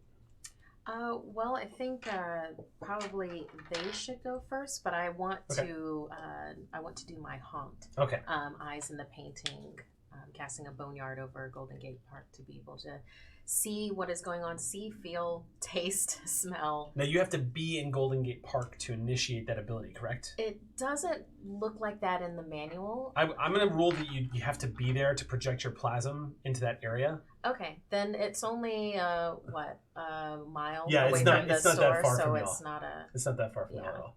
You've got some prime real estate near Golden Gate Park. Mm-hmm. Okay. So then you two are going to go first? Yeah. Okay. So while you're off getting ready to do that, as you lead to do that. What time are we saying? Slow. Way Came back! out of the underworld. Underworld, my Yes. You did it. Tell a ghost story. Oh man. Yeah, we started. You were in the underworld, and we tabletop role playing, not actual poltergeist shit. Sam, my God. I'm just method, okay? Yeah. Jeez. So yeah, what are you two doing? But what time is it? Let's see. The morning activities, everything that happened. I would probably put this around 2:30 in the afternoon, unless y'all want to stretch it out. So we've got some time. Yeah. Mm-hmm. I mean, I'm calling up the car, and we're gonna go to Golden Gate Park. Okay. Yeah. Okay, so all three of you are going to Golden Gate Park then. Yeah. It sounds like. Okay. Yeah. And I don't have to go too far in it, just in the general That's correct. location. Yeah. And just sort of just where y'all spotted him the first time is kind of where you need to go. Yes. Okay. Yeah. Okay. What are you up to? Are you just going? You're tagging along with everybody, with the rest of the I'll work crew? on gathering background on Michel Curiel. Okay. There's a little bit more that we can try to get Googling and about whatnot. this person, and also about Darren. The more information that we can get, we still have yet to pull any coroner's reports or anything official other than the school records directly. Let's start with that, and then we'll just move our way as y'all are in journey to Golden Gate Park. Yes. So you hold down the shop. So with the two of you leaving, you're going to be closing the shop again. Am I correct? Yes. Unless Ivy wants to work the register while we're... I would love to mean, see that. This is a very busy shopping day. Juliet's already closing. Okay. Putting all the valuables out of sight, closing up the windows, turning the sign. So I'm going to go ahead and tell you both that as you're closing up the shop, it's been a while, but as the past few weeks in particular, your other side of your life has begun to sort of intrude upon your actual lives. Yeah. The presence of the Geist and all of that, it can't be denied. And you knew that this was going to be sort of a balancing act. Mm-hmm. But your root has been playing more of a role than your bloom has, as it were. Mm-hmm. The living side of your existence is, or I should say the bloom has been playing more of a role than the root. Mm-hmm. The root being the living side of your life. As a result, as you're closing up shop, it's kind of entering into both of your minds that when the monthly expense reports get done this month, and when you are all able to sit down and look at your numbers and everything, there's this part of you both that's kind of cringing a little bit because of how much activity this has begun to take away from the business and away from your lives. Calling loved ones, making sure the store is open during business hours, that sort of thing. As the sign flips and y'all are beginning to depart, it's just something I'm putting as a storyteller into the back of your minds. Your characters are starting to become very aware that this is the fourth day in a row now where you've kind of put things on hold because you're dealing with this stuff. Yeah. See, and I've just gone and not had a life anymore Same. to be disrupted. It's great. Okay. So, yeah, by the way, your follower count. You've gained 700 new followers since yesterday. Wow. And it's still Not going bad. up. Wow. Not bad. Yeah. That was an Owen Wilson. Wow. Wow. I mean, if that's all that Benny Becca's leverage is worth, that's all I'm saying. You gotta find some new Yeah. influencer. I mean, maybe she's not quite a... You How many of that betrayed me. 1.5 million are bots is Yeah. all I'm saying. So go ahead and make an intelligence plus investigation roll. Oh, lovely. I was hoping to farm these out to resources. I do not have investigatory capacity myself. Sure. Getting the records. This is I'm making calls. Okay. So Then I would say.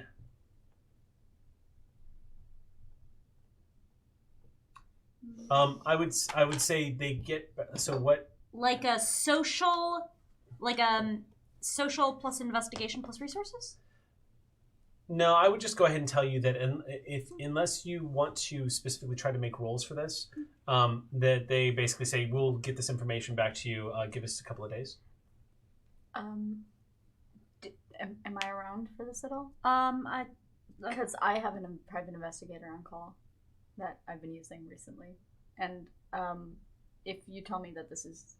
Do you tell me at all that I think we've shared Yeah. what my intent is going to be while Okay. you are all doing that. So then I would like to leave the name and number of the private investigator that I've been using Is to this a look for me. contact you have in your Yes, background? yes. This is the one.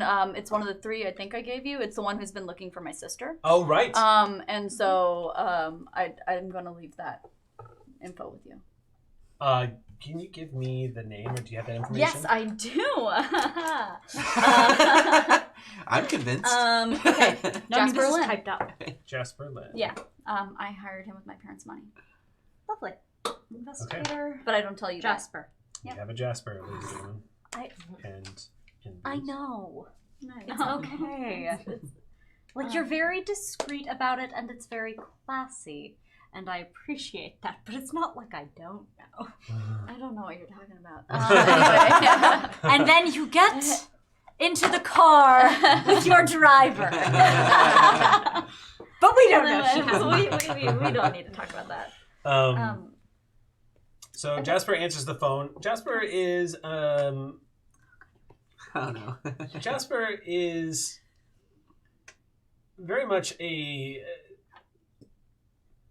very a very interesting person. They are probably in about their mid-30s, and they have been making a reputation for themselves for being very good at what they do, but they also come with some personality quirks that make them somewhat abrasive sometimes. Oh, I worked in with tech entrepreneurs. This is fine.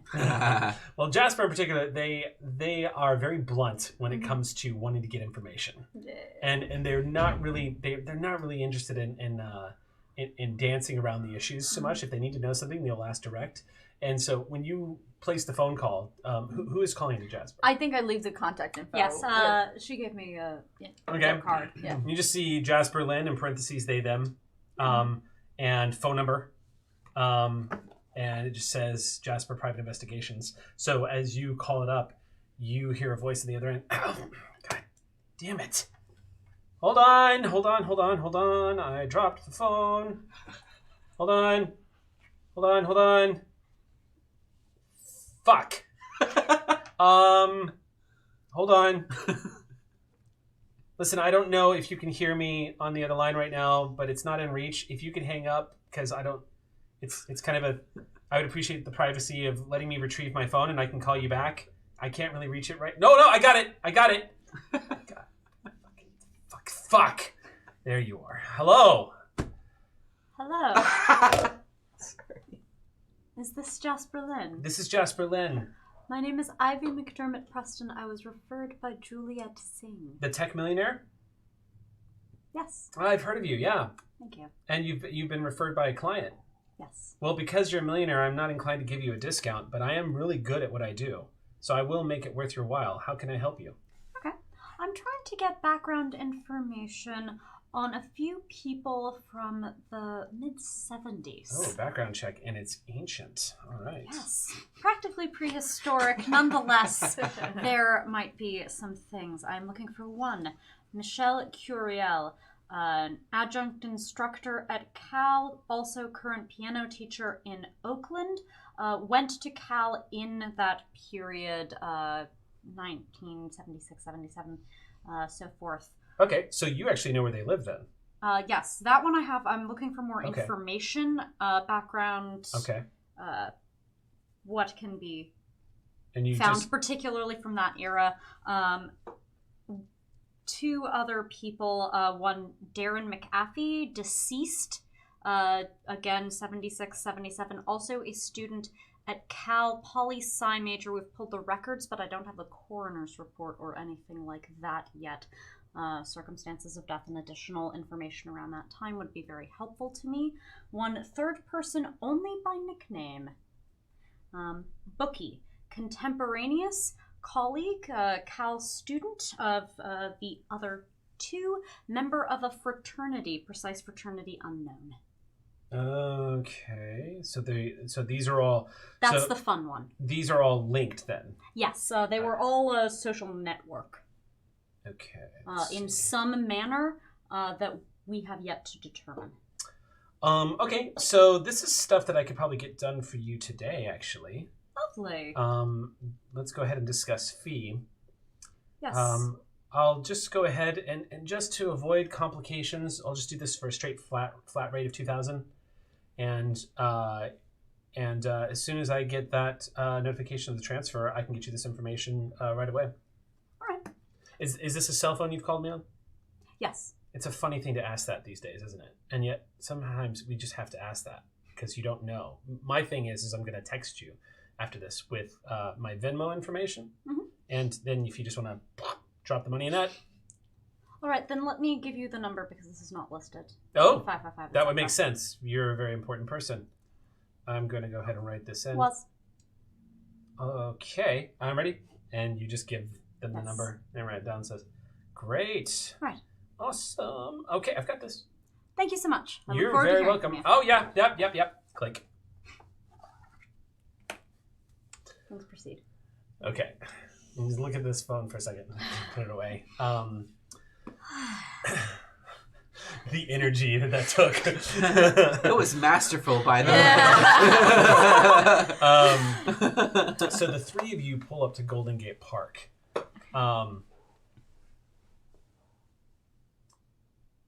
As y'all are pulling up, I mean, it's not... It's frustrating how predictable it is. But as the three of you pull up and exit from the vehicle, the first thing you see across the street near the entrance point is an old man in a long woolen black coat with a hat on, gray beard, reading a newspaper. He's sitting on a park bench that's relatively close to where y'all are at. And he's just flipping through the paper. He doesn't seem to have seen you all as you've pulled up. Oh, that answers that question. He's about 200 feet away, up the street a bit. Yeah.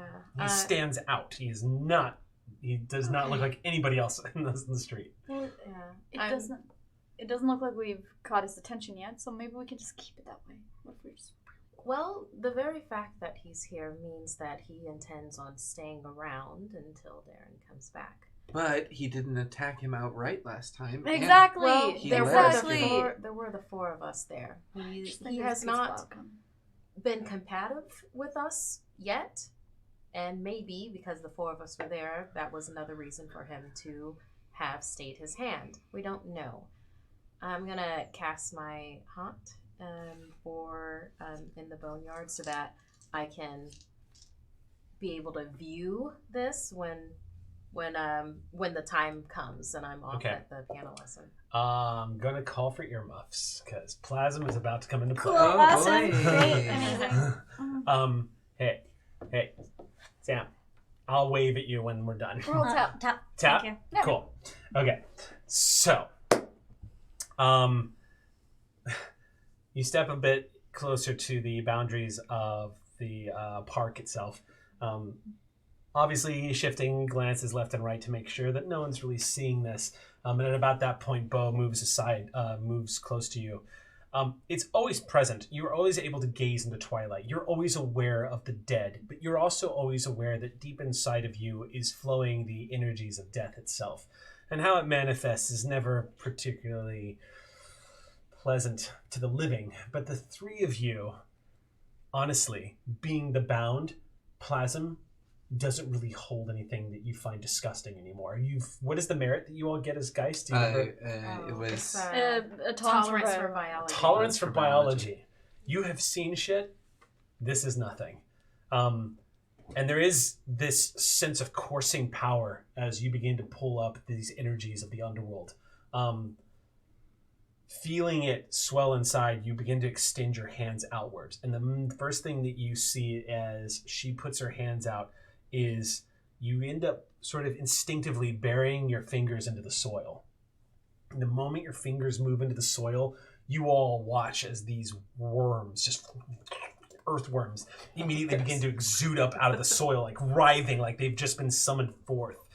And you feel this pulse of energy. All of you watch the veins become very apparent in her arms, like they're glowing inside. And you can actually feel the energies of death moving through her fingertips as plasma begins to leak out, as if somebody had cut and lifted your fingers. And instead of gore and blood, this viscous fluid just as literally the essence of death itself manifesting in the physical world slithers between each earthworm as it's writhing around on the ground. The soil in front of you, you see it bubble a little bit. And then the earthworms begin to subsume right back into the earth. Immediately, you begin to feel this pulsing sensation, like you can see this place. and you feel twilight, like a sonar ping. Just you're in the energies of death. You now have sight on this area. You can feel it. You can feel this place. The haunting is complete. And as you withdraw, it's another reminder that even though you worry about these day-to-day moments, that you are, in fact, a lot more powerful than sometimes you remember as you pull your hands out. So Better than a spa treatment. I feel so good right now. Wow, you look like a crazy lava monster. And it's also a reminder that you're still dead. Yeah. So. Is the game over?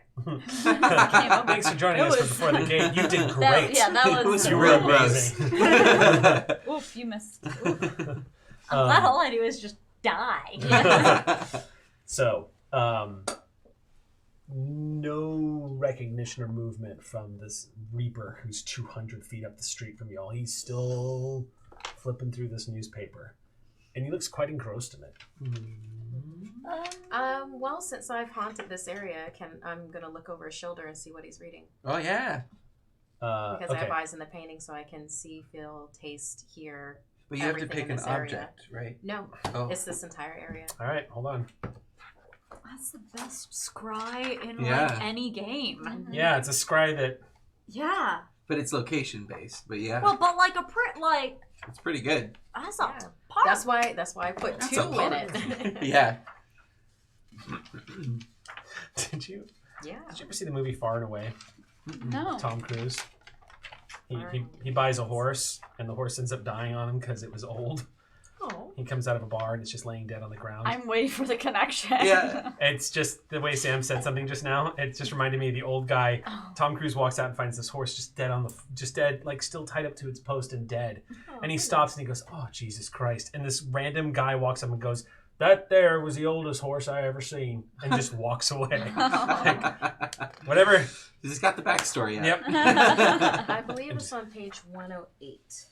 That makes It's either sense. 108 or page 74. Actually, this is why I'm having a problem finding what I'm looking for, Okay. because I have it all bookmarked. Oh, I have it. Oh, thank you. That's not what I'm looking Oh. for. Ah. I want to know if a Reaper can sense what you're doing. Oh.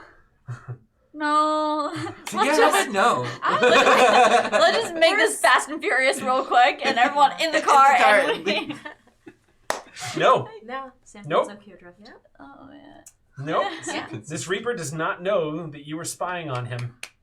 He is not Give going to it get a chance. up. He's I not going to put get a chance to 2 sense in this. it. I put 2 in it. I put 2 in it. Yeah, no, he's not going to be able to sense that. So, yeah, he's just reading the daily news. As you zoom in, you're looking at stories that have been happening downtown. In fact, as you glance at it, the one commonality you're seeing between story and story throughout this, the Gazette, is just that it looks like he's reading up on like the news of the stock markets and stuff like that. What would a Reaper want to do with the stock market? I say that out loud since I'm with them. Like a... It's that at a that riddle? point where you notice that her eyes have, this is as far as I'll go with it, but her eyes have milked over a little bit. Oh. Just a little bit. As essentially like a sheath of plasm has just, like she's Oh. gazing a little That's- deeper into the... That's what he's looking at in the paper. It's Stocks. It's stocks. Why would a Reaper be interested? Because he's not actually reading. That's not what he's here for.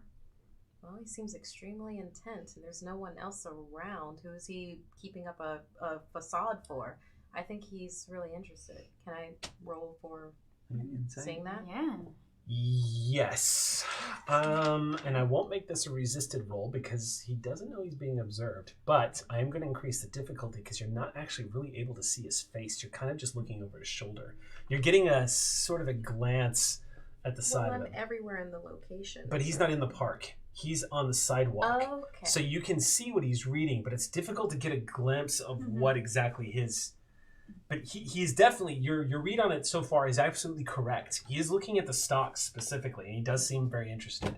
If you want to try to do like an impressions roll or like a read as to what his emotional state is, you can make a shot for it. But I'm going to increase the difficulty to 2. Okay. Sure, just let me know what I'm rolling. That's a wits empathy check. Empathy? Yup. Yup. Right, empathy, no. So I don't have any empathy, but I do have wits. You can also add with willpower if you want, but 4 is pretty okay. Well, it's a difficulty of 2, and I only have 4 days. That's true. Yeah, I'll go ahead and use one of my willpower. Spend a willpower point, gain 3 dice. Okay. Oop, almost cocked. Reroll that one. 1 success. You're not sure. He seems incredibly intent on what he's reading, but you don't know why. You're not entirely certain. Seems like he's very, excuse the pun, invested in the stocks. Well, here's the thing. We don't need to engage him. I don't want to. No. So, we just need to can... keep hidden until Darren appears. Yes. Then we need to lure Darren away. Yes. And that's it. Well, both of you enjoyed that. I have other things that I'm going to do with my day until Let's we keep have our to voices down. leave. But it's so far away. And we're in the car still, I think, right? Or are we not in the car? No. I feel like we're we're outside. right. of the You're- group. you're in the park now. Okay, Yeah. now we're back. We're in the park. Great. Yeah. Let's keep our voices down. You go ahead and do what you're going to do. I'm going to go have some lunch, and then I'm going to connect back with Ivy, and we're going to head to that piano lesson. Okay. Just call me on the phone, or I'll call you if there's any movement with Sam, because I can see you and hear everything that you're saying. Oh, Okay. Good to know. Thanks for... How much plasma did that cost you, by the way? 1. 1 plasma. Nice. Mhm. Geists are powerful. They are. For everyone else, we have that Discord voice chat. Yeah, I was gonna say Yeah, we have yeah. Discord voice chat. Oh man. So yeah, I guess we'll go over towards the area that we think Darren would be appearing Yes. and sort of take hidden positions. Yes. Okay. Right. And if you need any help with what constitutes hidden positions or Mhm. what's exposed, just give me a ring. Okay, bye. I really feel like salmon today, so I'm going to go.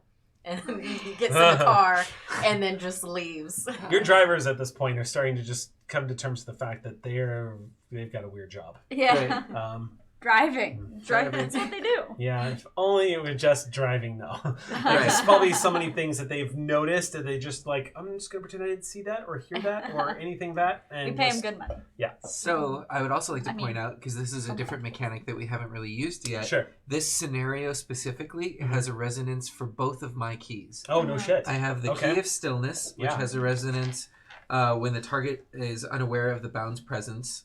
So we're keeping hidden. And then I have the key of chance as well. It's resonant when the bound is risking something important on a single action or Okay. a risky plan. Okay, cool. So you can actually call upon those keys to give you bonuses to the roll. Yes. But it's risky. It I always could comes doom with myself. you could get a doom, yes. Which, if that comes up, then we'll explore that aspect of the game. It It's won't. really fun. Yeah. Oh God. Yes, just letting you know. Okay. All right. So, the two of you are going to go into the park. Yes. All right. Then I'm going to ask for deck stealth checks. Great. Okay. Now, the good news is he is facing the opposite way, and the park is somewhat crowded. Now, the area you're going to is closer to him considerably and not as crowded. But I'm going to go ahead and set the difficulty at 1.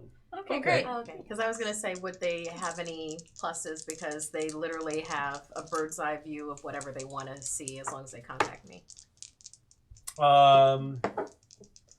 No, I would just say that the situation is so dynamic and shifting all the time. I mean, in all honesty, it's just not getting spotted by Sam. It's not the other people so much. Don't look at me, Sam. Don't. Also, so for the resonances then, for this check, basically what it's doing is lowering the amount that I need for critical success. Mhm. So it goes from 5 to 4, then 4 to 3. But do you automatically get a doom, or is it do you? No, if I fail If you ever fail the check, completely okay. So while I'm using that. this is actually going to be a resistance check, but I'm just going to establish as a solid number instead of doing difficulty roll. Okay. Now with McGee facing the opposite way, Great. and you guys moving through, I'm just going to set the resistance of this at a pretty basic 2.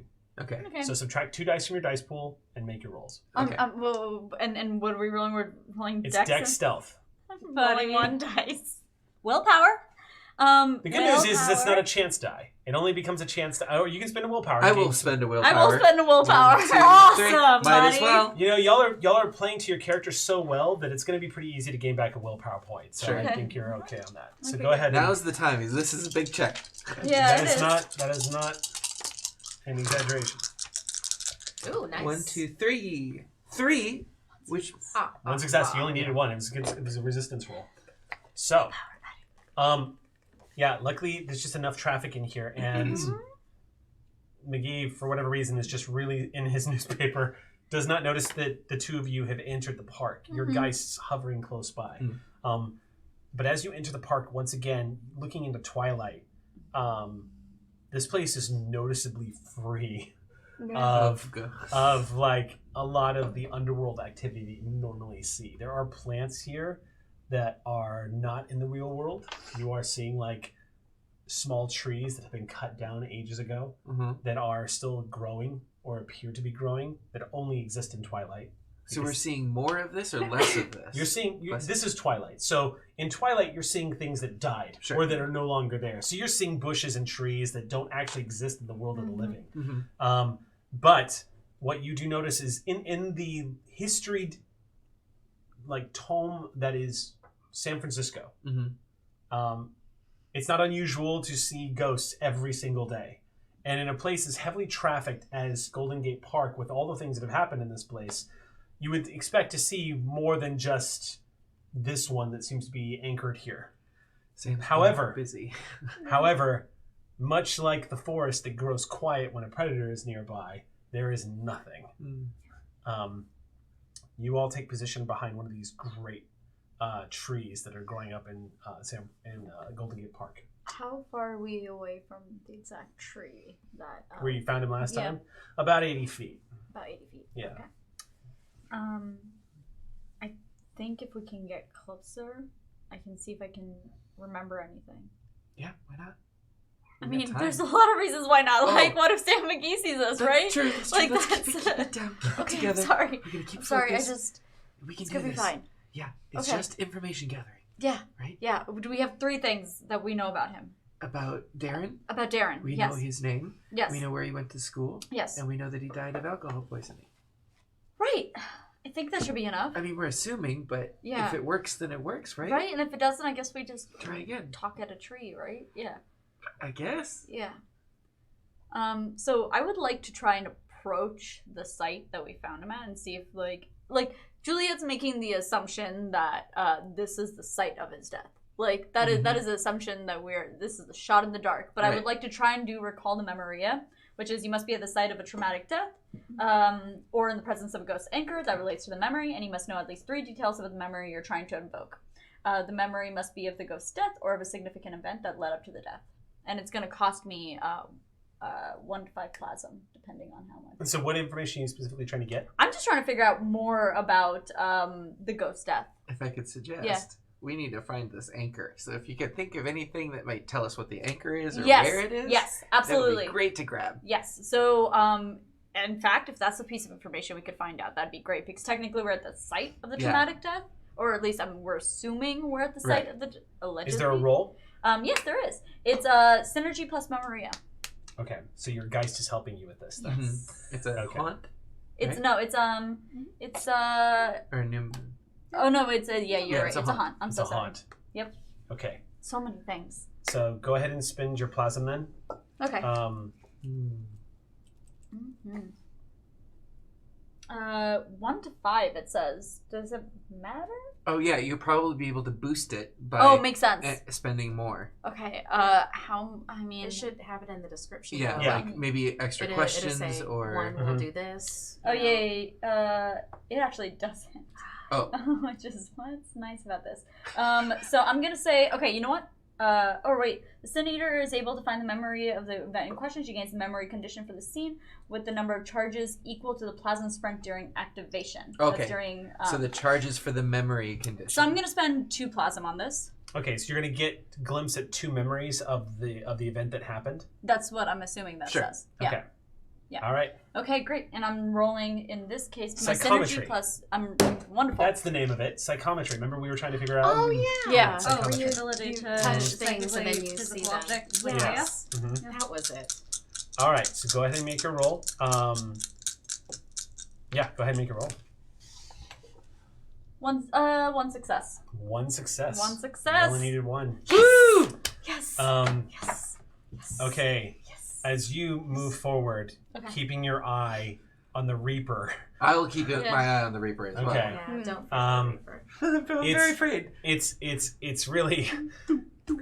I mean, More help. you have all seen things. You've been to the land of the dead. You have died yourselves. You are in the presence of Geists. There is something that you have all been through that makes you rather immune to the fears of death in the underworld itself. Reapers are a different thing. The presence of one not too far away. It's not just that you know the Reapers are dangerous even to your kind. It's that you don't know specifically what they're capable of. Only that this one, as you've been told by a friend in the underworld, is very dangerous to all of you. Yeah. And he is very old, apparently, and has a bit of a reputation in the upper reaches of the underworld. And it is just disconcerting to see him only roughly 100 feet away from where you all are. Just the sort of the image of him peeking out from the sidewalk on the other side of bushes as he's flipping through a newspaper. The man looks like he's out of time, like he does not belong in this century. And you can see the public as they move past him. They don't even know they're doing it, but everyone kind of gives him space, walking a little further away from him. Pigeons that usually meander around the park, none of them go near him. There is essentially an aura of death and danger around this calm-looking old man who's just flipping through this paper and clearing his throat from time to time like he was alive. We're so screwed. You know, in fact, he is not. Keeping your eyes on him, you extend outwards, and as you reach your hand out, you see these long fingers reach out, and one finger touches the tip of yours. And as that happens, the ticking man, catching on to what you're doing, this dread Geist, as he touches the tip of your finger, extends his hands down and touches the soil. What's particularly eerie is it once again illustrates the disproportionate limbs of the ticking man in that he does not have to bend down to touch the ground. He leans slightly over and just touches the tips of his fingers brushing against the tops of the soil. And when that happens, you immediately get two flashes. Now, you're going to get snapshots of moments that happened that led to this event. What specifically? We're going to do it like this. You have two questions. Okay. I want to know more about how Michelle was involved, so I would love to see a scene with her, if possible. Or how was Michelle involved with this would be the official question that I ask, and So then now, however you want to link. This question has to pertain to this area in particular because you're using the memoriam. Yes, good So- point. Then I guess the exact question would be, Anything about the anchors? yes. So we want to, You want to know where the anchor is. yeah, I would love to know what the anchor is. You feel a chill run up your spine, and it's almost a rush because you can't see the face, but you hear sobbing. It's almost a choked sob, like someone is racked with grief, and you hear the sounds of soil, like a shovel. And it's almost like you're looking from the ground up as someone is crying, trying so hard to be quiet. And then your eyes slowly widen as you begin to realize that about 12 feet or so, there was this tree at one point was not upright. That this tree apparently a long time ago, as you're beginning to sense this out, this very large tree, apparently the city had to come in and like essentially reroot it. Yeah. So at one point back in the time, because when you're seeing this in your head, you begin to realize that the tree that you're next to is in a different position. It's not sort of leaning.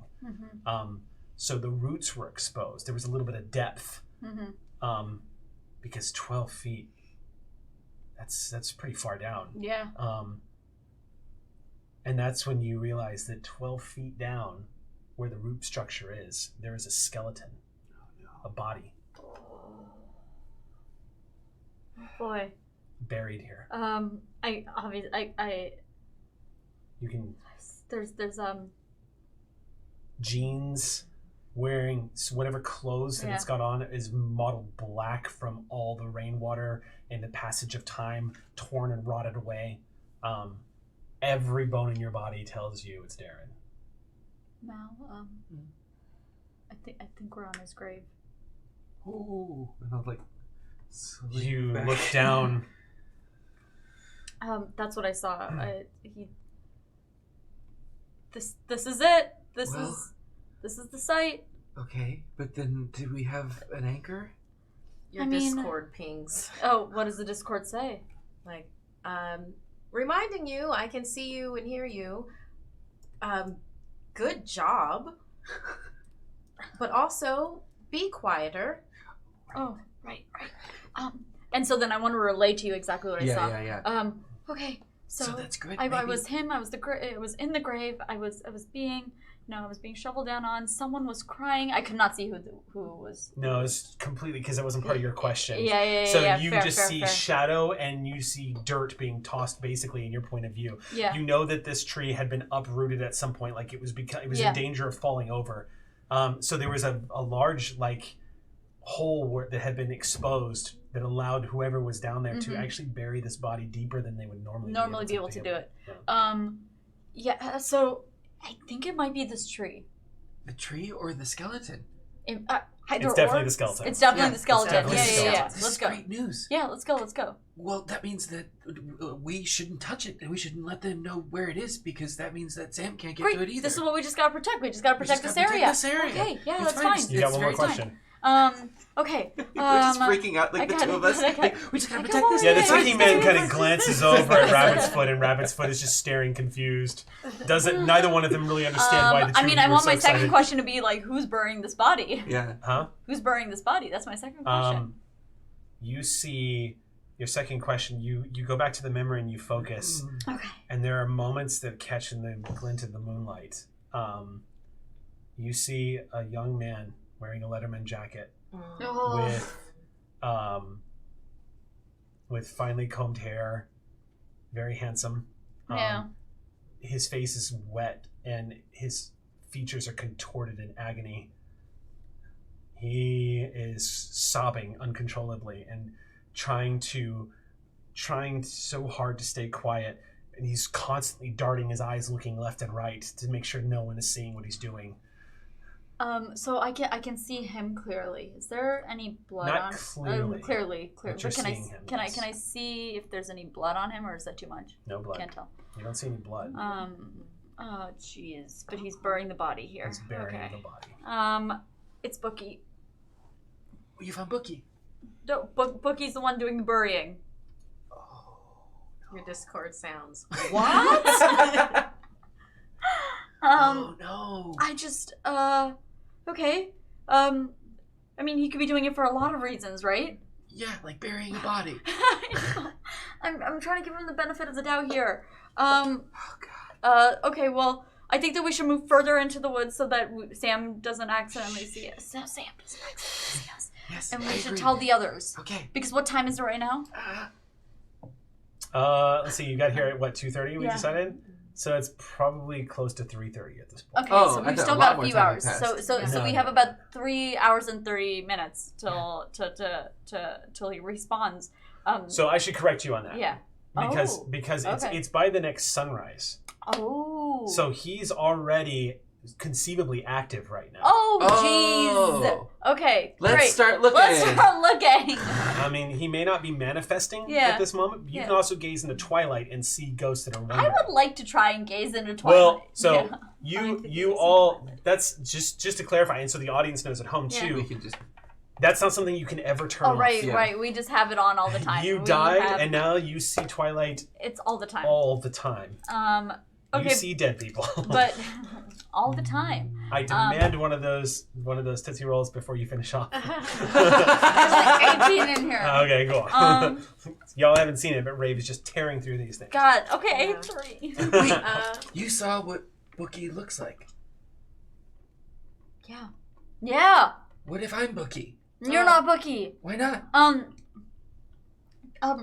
Julia would like to try and draw Bookie, but she's not a very good drawer. But basically, I'm gonna list out all his features for you because that's what Juliet does. She makes lists, and so I agree. Subtle. But we can't get to a yearbook or anything like that right now. So right now we just gotta. Okay.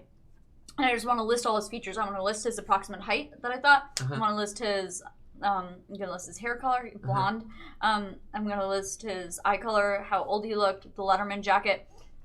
She is describing your hamburger eating, like golden boy, typical like privileged, like it just looks like if you had pulled somebody out of like a 70s movie of the elitist crowd of college students. Sure. And part of a fraternity. She's going through this description of like the little dimples, got the blonde hair, like very handsome, very, very athletic looking. So I would like to try to do something that's a little unorthodox. Oh, yes. And it's with this character specifically, because normally it would be like a mundane ability, but because of his background, I would like to try to use his medium ability to try to summon the spirit of Bookie.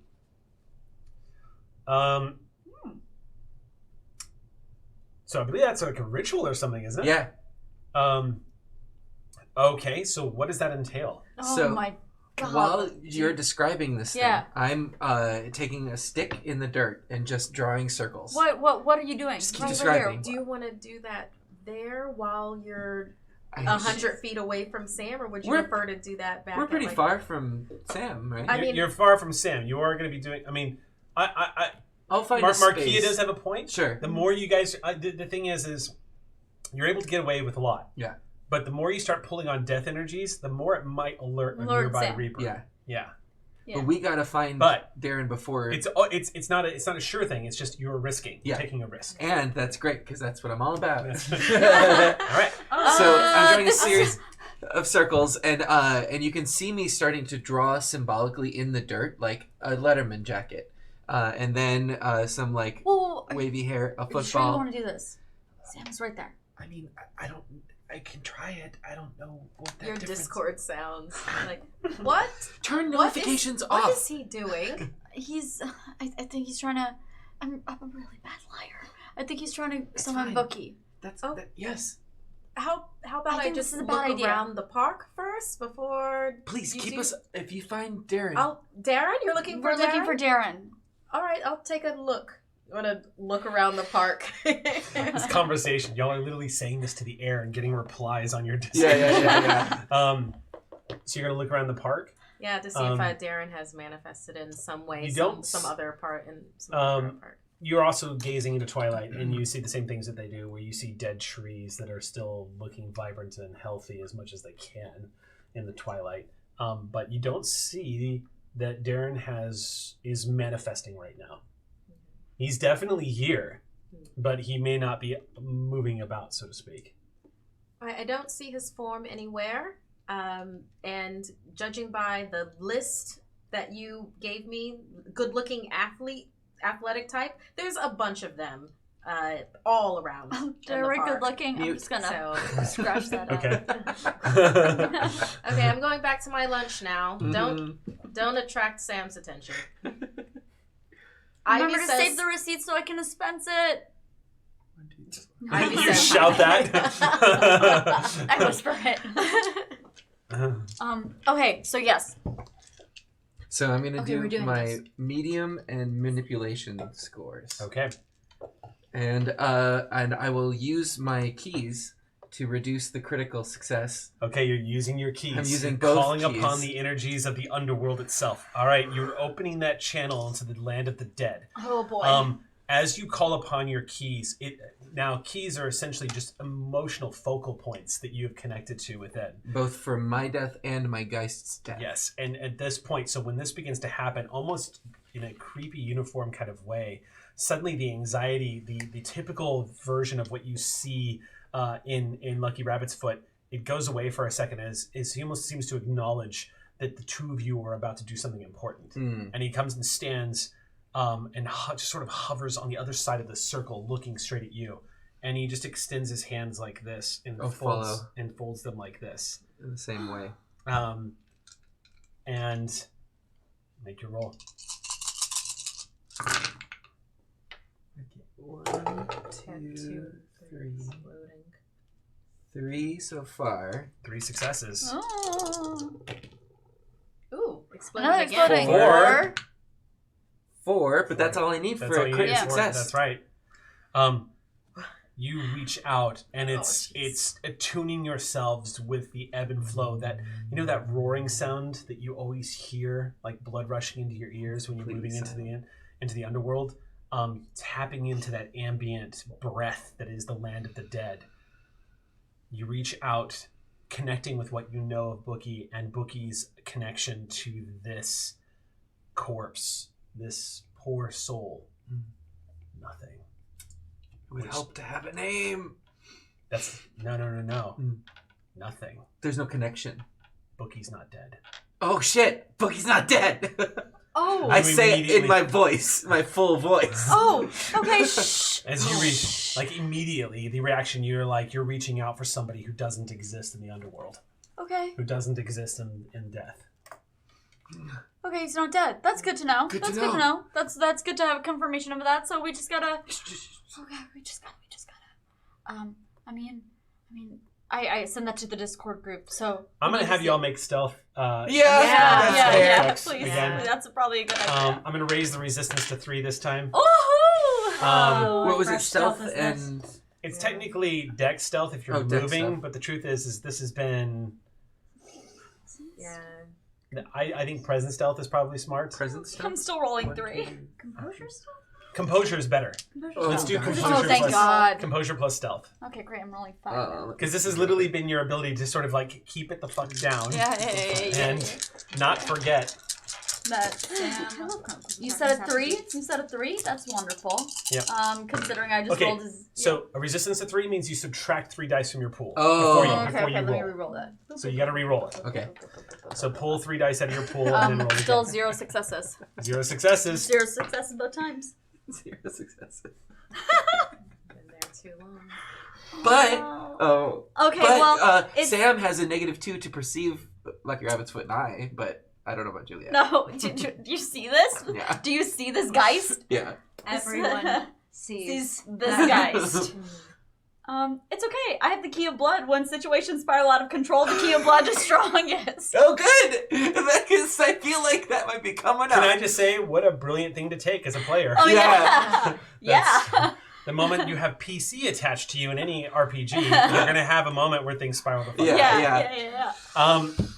So this is getting louder and louder. This is the series of events, and you witness it happening all in real time as you're sitting there having your dinner. On Yeah, mute. like with Sitting my there- salmon, I'm just like, oh God, no. So you go, this is what happens. He just suddenly goes, Boogie's alive! And the two of you freeze. Because there's no way that volume level, the moment you say that, the two of you freeze and slowly look over 80 feet away to see what the form of Sam McGee is up to. Now, you're not sure how long he's been watching you. Oh no. Because when you make eye contact with him, he's already turned around, one arm over the bench, the paper folded up, his brim of his hat has been pushed up a little bit, and he's looking back right at all of you. Your Discord kings. He sees you. And you hear 80 feet away, well, goddamn. Look at who came back. I hide. No, what? I Don't. bolt. No. We're going to pause there. Yeah. Oh my god. Because Yeah. now it's time to figure out what's going on with Lily and Ivy. And It's like when Troy is bringing the pizza up the stairs before he gets into the apartment. So it is The with E10 Ivy, who -year-old. hasn't been watching things. yeah, you were in mid-chew. Just, he sees you, and then the moment, like, you hear the voice, well, goddamn. So, on your end of things, you get a phone call. Lovely. One Jasper Lynn Great. calling you back. And as you answer the phone, Yes. you hear chewing in your ear.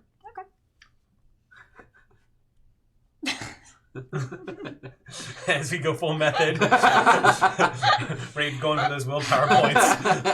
It's not fully, it's truly. Right. Truly method. So That's true. a beat passes when you hear. Did you pick up? Am I on the phone with somebody? Yes. Yes. Hello. Okay. So let me tell you what I got for you. Yes, please. Okay, so this Michelle Curiel, Mhm. went to Berkeley, Mhm. majored in music, graduated with honors, teaches occasionally at the school. Yep. Rather unremarkable, single, has a daughter. How old? Daughter's 30 and doesn't live in San Francisco. Looks like she moved to Minneapolis, and now she's living in New York. Bless you. She's a lawyer, so she seems to be doing pretty well for herself. Nothing really remarkable. Darren McAfee was, it looks like, a poli-sci major at... Oh, I'm sorry, I can't read my writing. Take a moment. Poli-sci major. I don't know what this says. God damn it. I don't know what this says. I spent 2 hours on this Long shit. word, short word. Could it have been Cal? No, it wasn't Cal. Berkeley. The same college. Yep. Berkeley, and went to Berkeley as well. Was a poli-sci major at Berkeley. Went missing. Who reported it? Family. Father reported it. Are they local? Yes, I can give you the address of the graveyard. Got it. Any surviving relatives? Not that I'm seeing.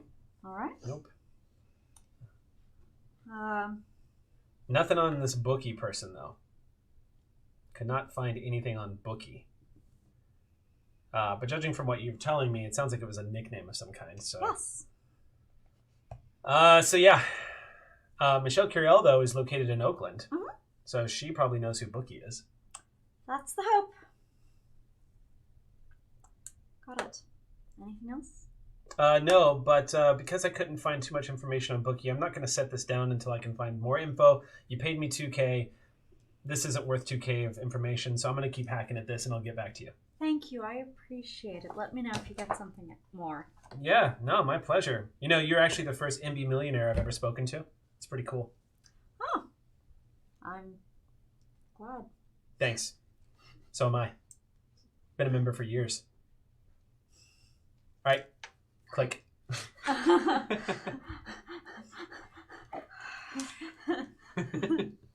All right. Once Well- again, ending the phone call with this interesting person, you set it aside. And I'm guessing it at that point, if you've been following the Discord chat, you've been seeing... I haven't. Ah. I've been working. Okay. Yeah. I've also been making separate calls because of the email thing. But yes, so I'm just... And I've detailed out the situation on there. Okay. That's you looking at. It's amazing looking at the chat because all you're seeing is one side of it because they've been speaking their replies. So you're just looking like at idiots. Betha's replies, and then it's amazing because it goes to Sam can hear. Sam's gonna hear you. Then it's going to all caps. Sam sees you. Like you're watching this chain of events as everything fucking falls apart. This all logged about 5 minutes ago. I looked to Miss Lily. Miss Lily is, as Geist, it's always tricky to get a sense of what is properly being communicated. Miss Lily has already been kind of responding to the emotional state of the bizarre conversation you just had. But also, now that you're having this reaction, it's almost like Miss Lily knows what's happening because her head just... disapproving. That's fair. Judgmental and disapproving. Why did we split up again? Oh, man. It's okay. Well, because previously we thought that I know. it would all be happening at the same time. Otherwise, we wouldn't have. It's okay. It's okay. It's okay. This is fine. This is fine. What are y'all doing? Because we're about to cut back to the park. So what are you two doing? Yeah. In the Discord. Are we still going to try to go to Oakland right now? And Betha does replay. All of this is through Discord. Be like, well, Ivy, we have a decision to make. Either the both of us go to the park now, or we trust them to be able to play this off and get away. I'll see you in 20 minutes. Got this. And I head to the park. It does sort of illustrate how funny it would be if cell phones were in Dungeons and Dragons, right? And the parties got split and conversations like this happened. Yeah. So it's better than spamming sending spells. Yeah. Yeah. God, yeah. Although those are its own brand of charm, as we've all seen. Message. Yeah. Yeah, that's true. And I put in Discord exactly where they are right now. Perfect. I drop a pin. I will get a ride. In 20 minutes, this will all be over. So. As the two of y'all are, he at this point he has folded the newspaper and dropped it on the ground and is standing just next to the bench, right where he hasn't moved from it. Okay. And he's watching the two of you. He says, "Did you find our boy?" Did you bolt? I bolted. I'm hiding because the overwhelming rabbit's foot. It's too much. Near rabbit's foot is tucked away. Okay. Near the Reaper. Juliet has planted. I'm sorry. Can you repeat what you said? I just blanked out. Hello, Sam. In character or in character. Juliet's like. Sorry, what did you say? I asked you if you found her boy. No, but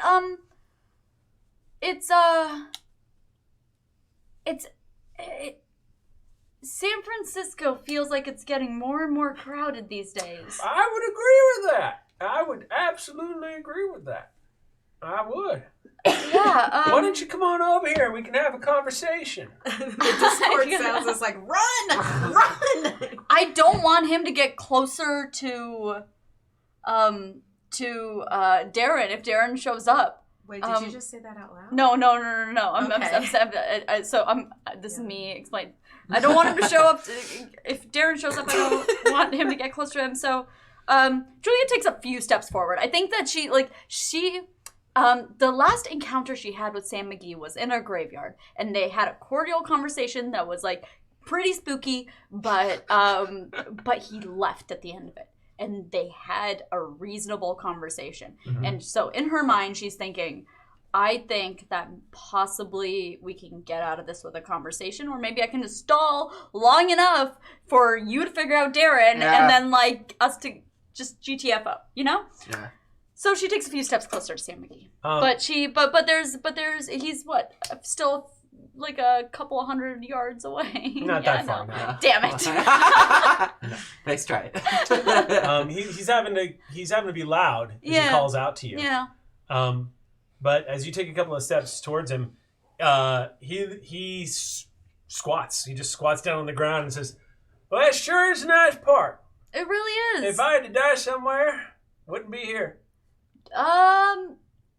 Where would it be? Oh, well, that's not subtle, is it?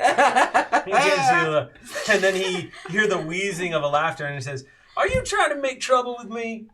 No, Sam McGee. I just want a conversation. Oh, I'm willing to talk to you. A I'm nice happy to talk to you. conversation. Let's talk. Why don't you come on over here? I We mean, have this a nice is chat. this is. We're talking now, aren't we? Wow, This is nice. Now, see, I thought we were friends. You offered up a ghost to me, and I found that ghost. Yes, we did, and So we have an agreement. You got nothing to be scared of. That's- I'm not gonna hurt you. that is actually very true. And you would be a terrible person if you went back on your word like that. And so, I would be a very bad person. I'm gonna take a step closer and be like, the weather is nice today. It is, and I have to Yes. say that as someone who has spent a rather large amount of time in the land of the dead, I have missed San Francisco weather. I love the mist. It's nice. It is nice. I admit there are some who are reapers who like to spend a little too much time above, if you know what I mean. Walking around thinking they're still alive sometimes. It's unfortunate that they lose their way, but we remind them when we got to. We remind them. Yeah. I And think, you, Yeah. you're bound to a Geist. Now see, there are some who might say that you need to be reminded that your time has come and gone and that you do not belong up here no more. And he gives you this long look. None of you and your friends belong up here. No. You know that, don't you? Absolutely. I think there's someone else in New York as well that needs to be reminded that. Have you? And then as a distraction, I want to bring up the man we saw earlier that entered the Leo. store. Make Leo. a wits manipulation check. Yeah. To see if Sam McGee, there's someone else on your turf. Manipulation, Juliet. Put willpower into this. Willpower, This is so good. Yes, willpower This 3. is a smart play. Yeah. This is really. Oh, I'm so proud, baby. I've got like my Bluetooth earbuds into the Discord voice channel. I am concerned. Okay, come on. Okay, we got. Okay, and we have explosion. We have explosion. Okay, good. No. Now, normally this would be a resistance check, but I'm just having it be a straight roll because I want to Okay. find out what you get. So you got 3 successes. Yes. Okay.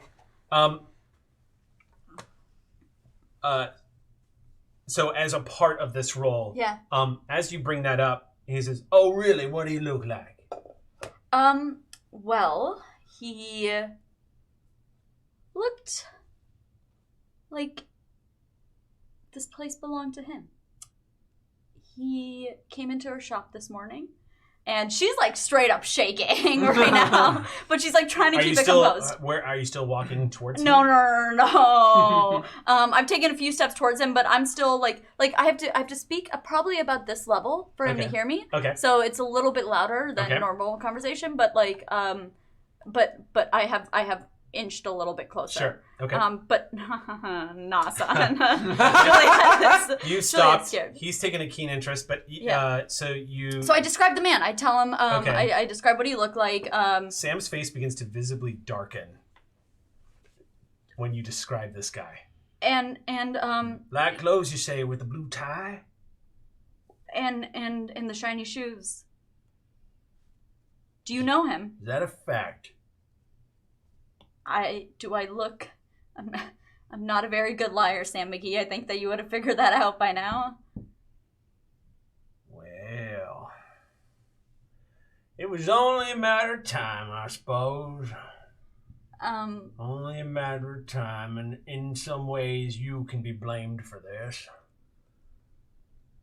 How so? Do you know this man? Oh, I don't know him personally, but I know who he associates with.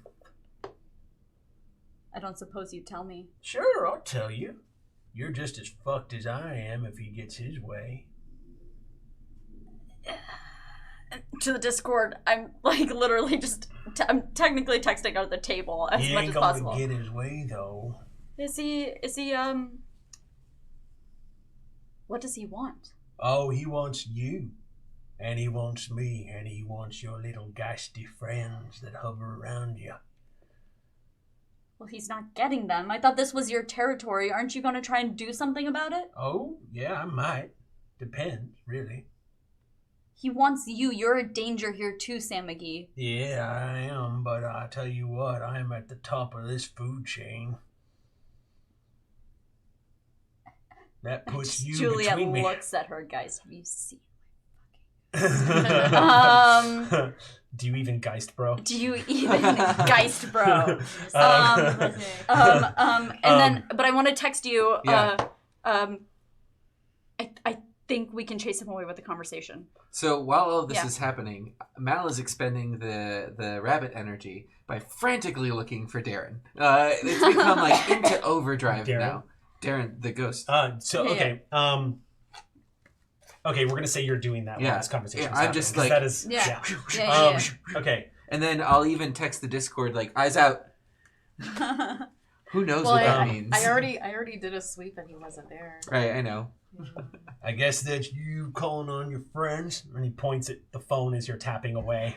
Your Discord notification goes, I can hear you. Don't type on your phone. Yes. And then she puts it away because she wants to try and make this like a cordial conversation with I Sam. tell you what, let's have an information exchange. I will answer questions about this man and who he is, and you just give me a hint at where I might find that anchor that's around here.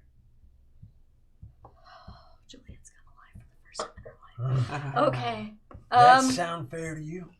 Not at all, but I don't think you would agree to any other sort of exchange. No. See, we have a deal. I'm not going to mess with y'all. Y'all ain't going to mess with me. That was the trade that we established. You go first. All right.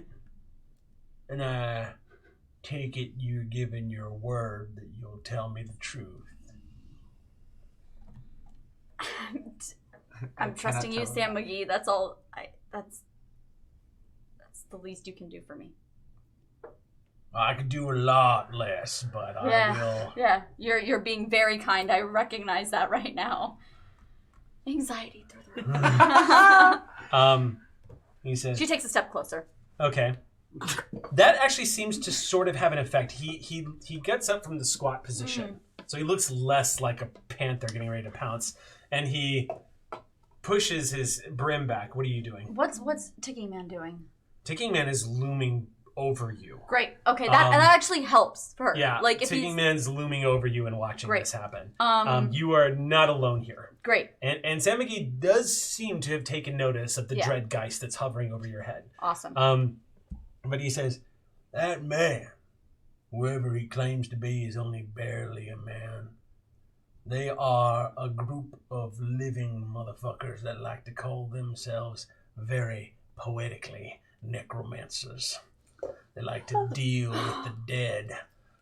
There are some in their number who even like to consume the dead, like they're trying to take away the things that I enjoy. That really, really pisses me off. When was the last time you ran into a necromancer? The last time I ate one.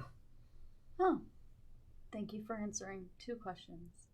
Anyway. Oh, I'll answer more if it involves me getting a chance to brag. Here we go. Okay. Well, as is only fair, Where's that anchor? I know it's here. It is here. Oh God. It is. it is here.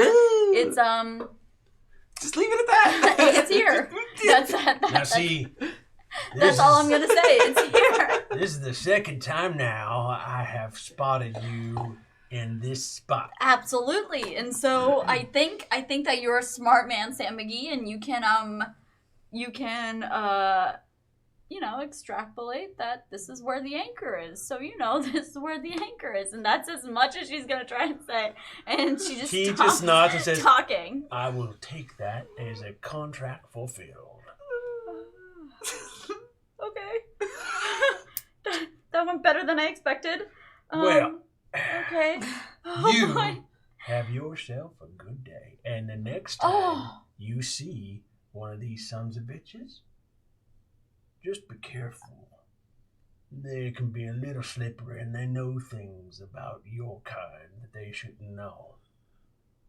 And just as a courtesy, because I am such an arrogant man, I absolutely will seize upon the opportunity to set things right.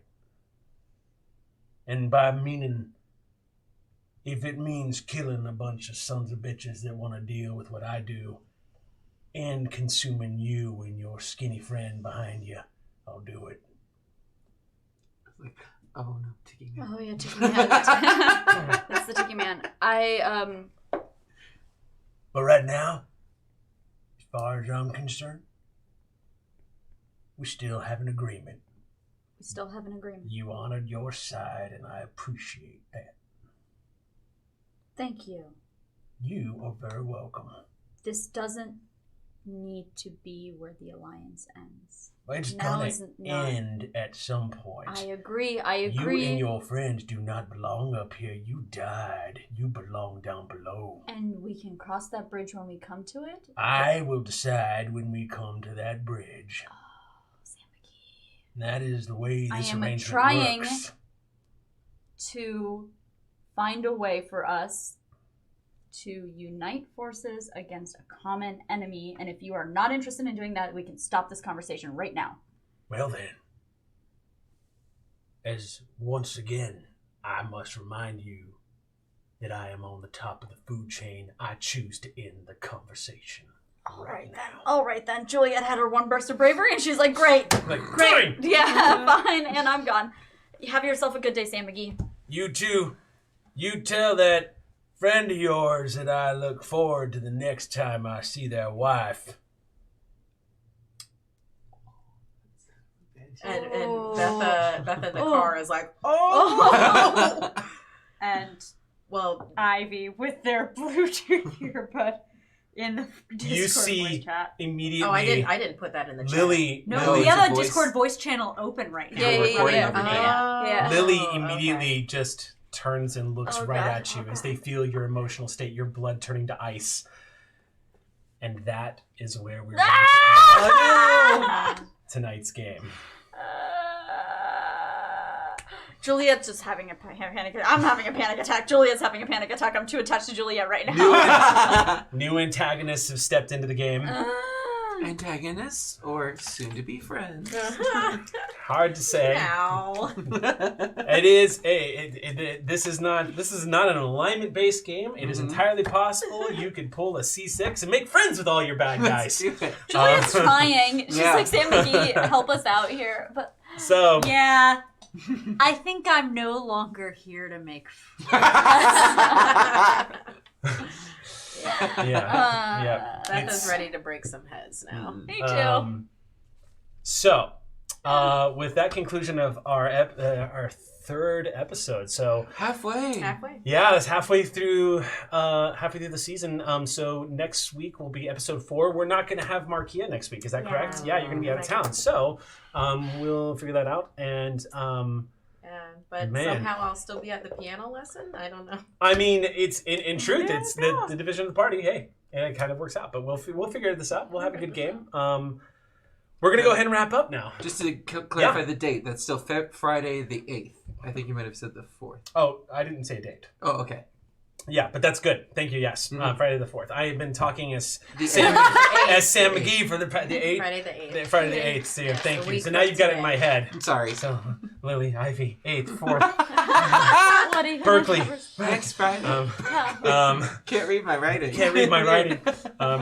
So anyway, thank you all so much for tuning in for tonight's little Thank ghost you. story as things are getting more and more intense. We will definitely catch you back here next Friday. And until then, my friends, as always, stay spooky.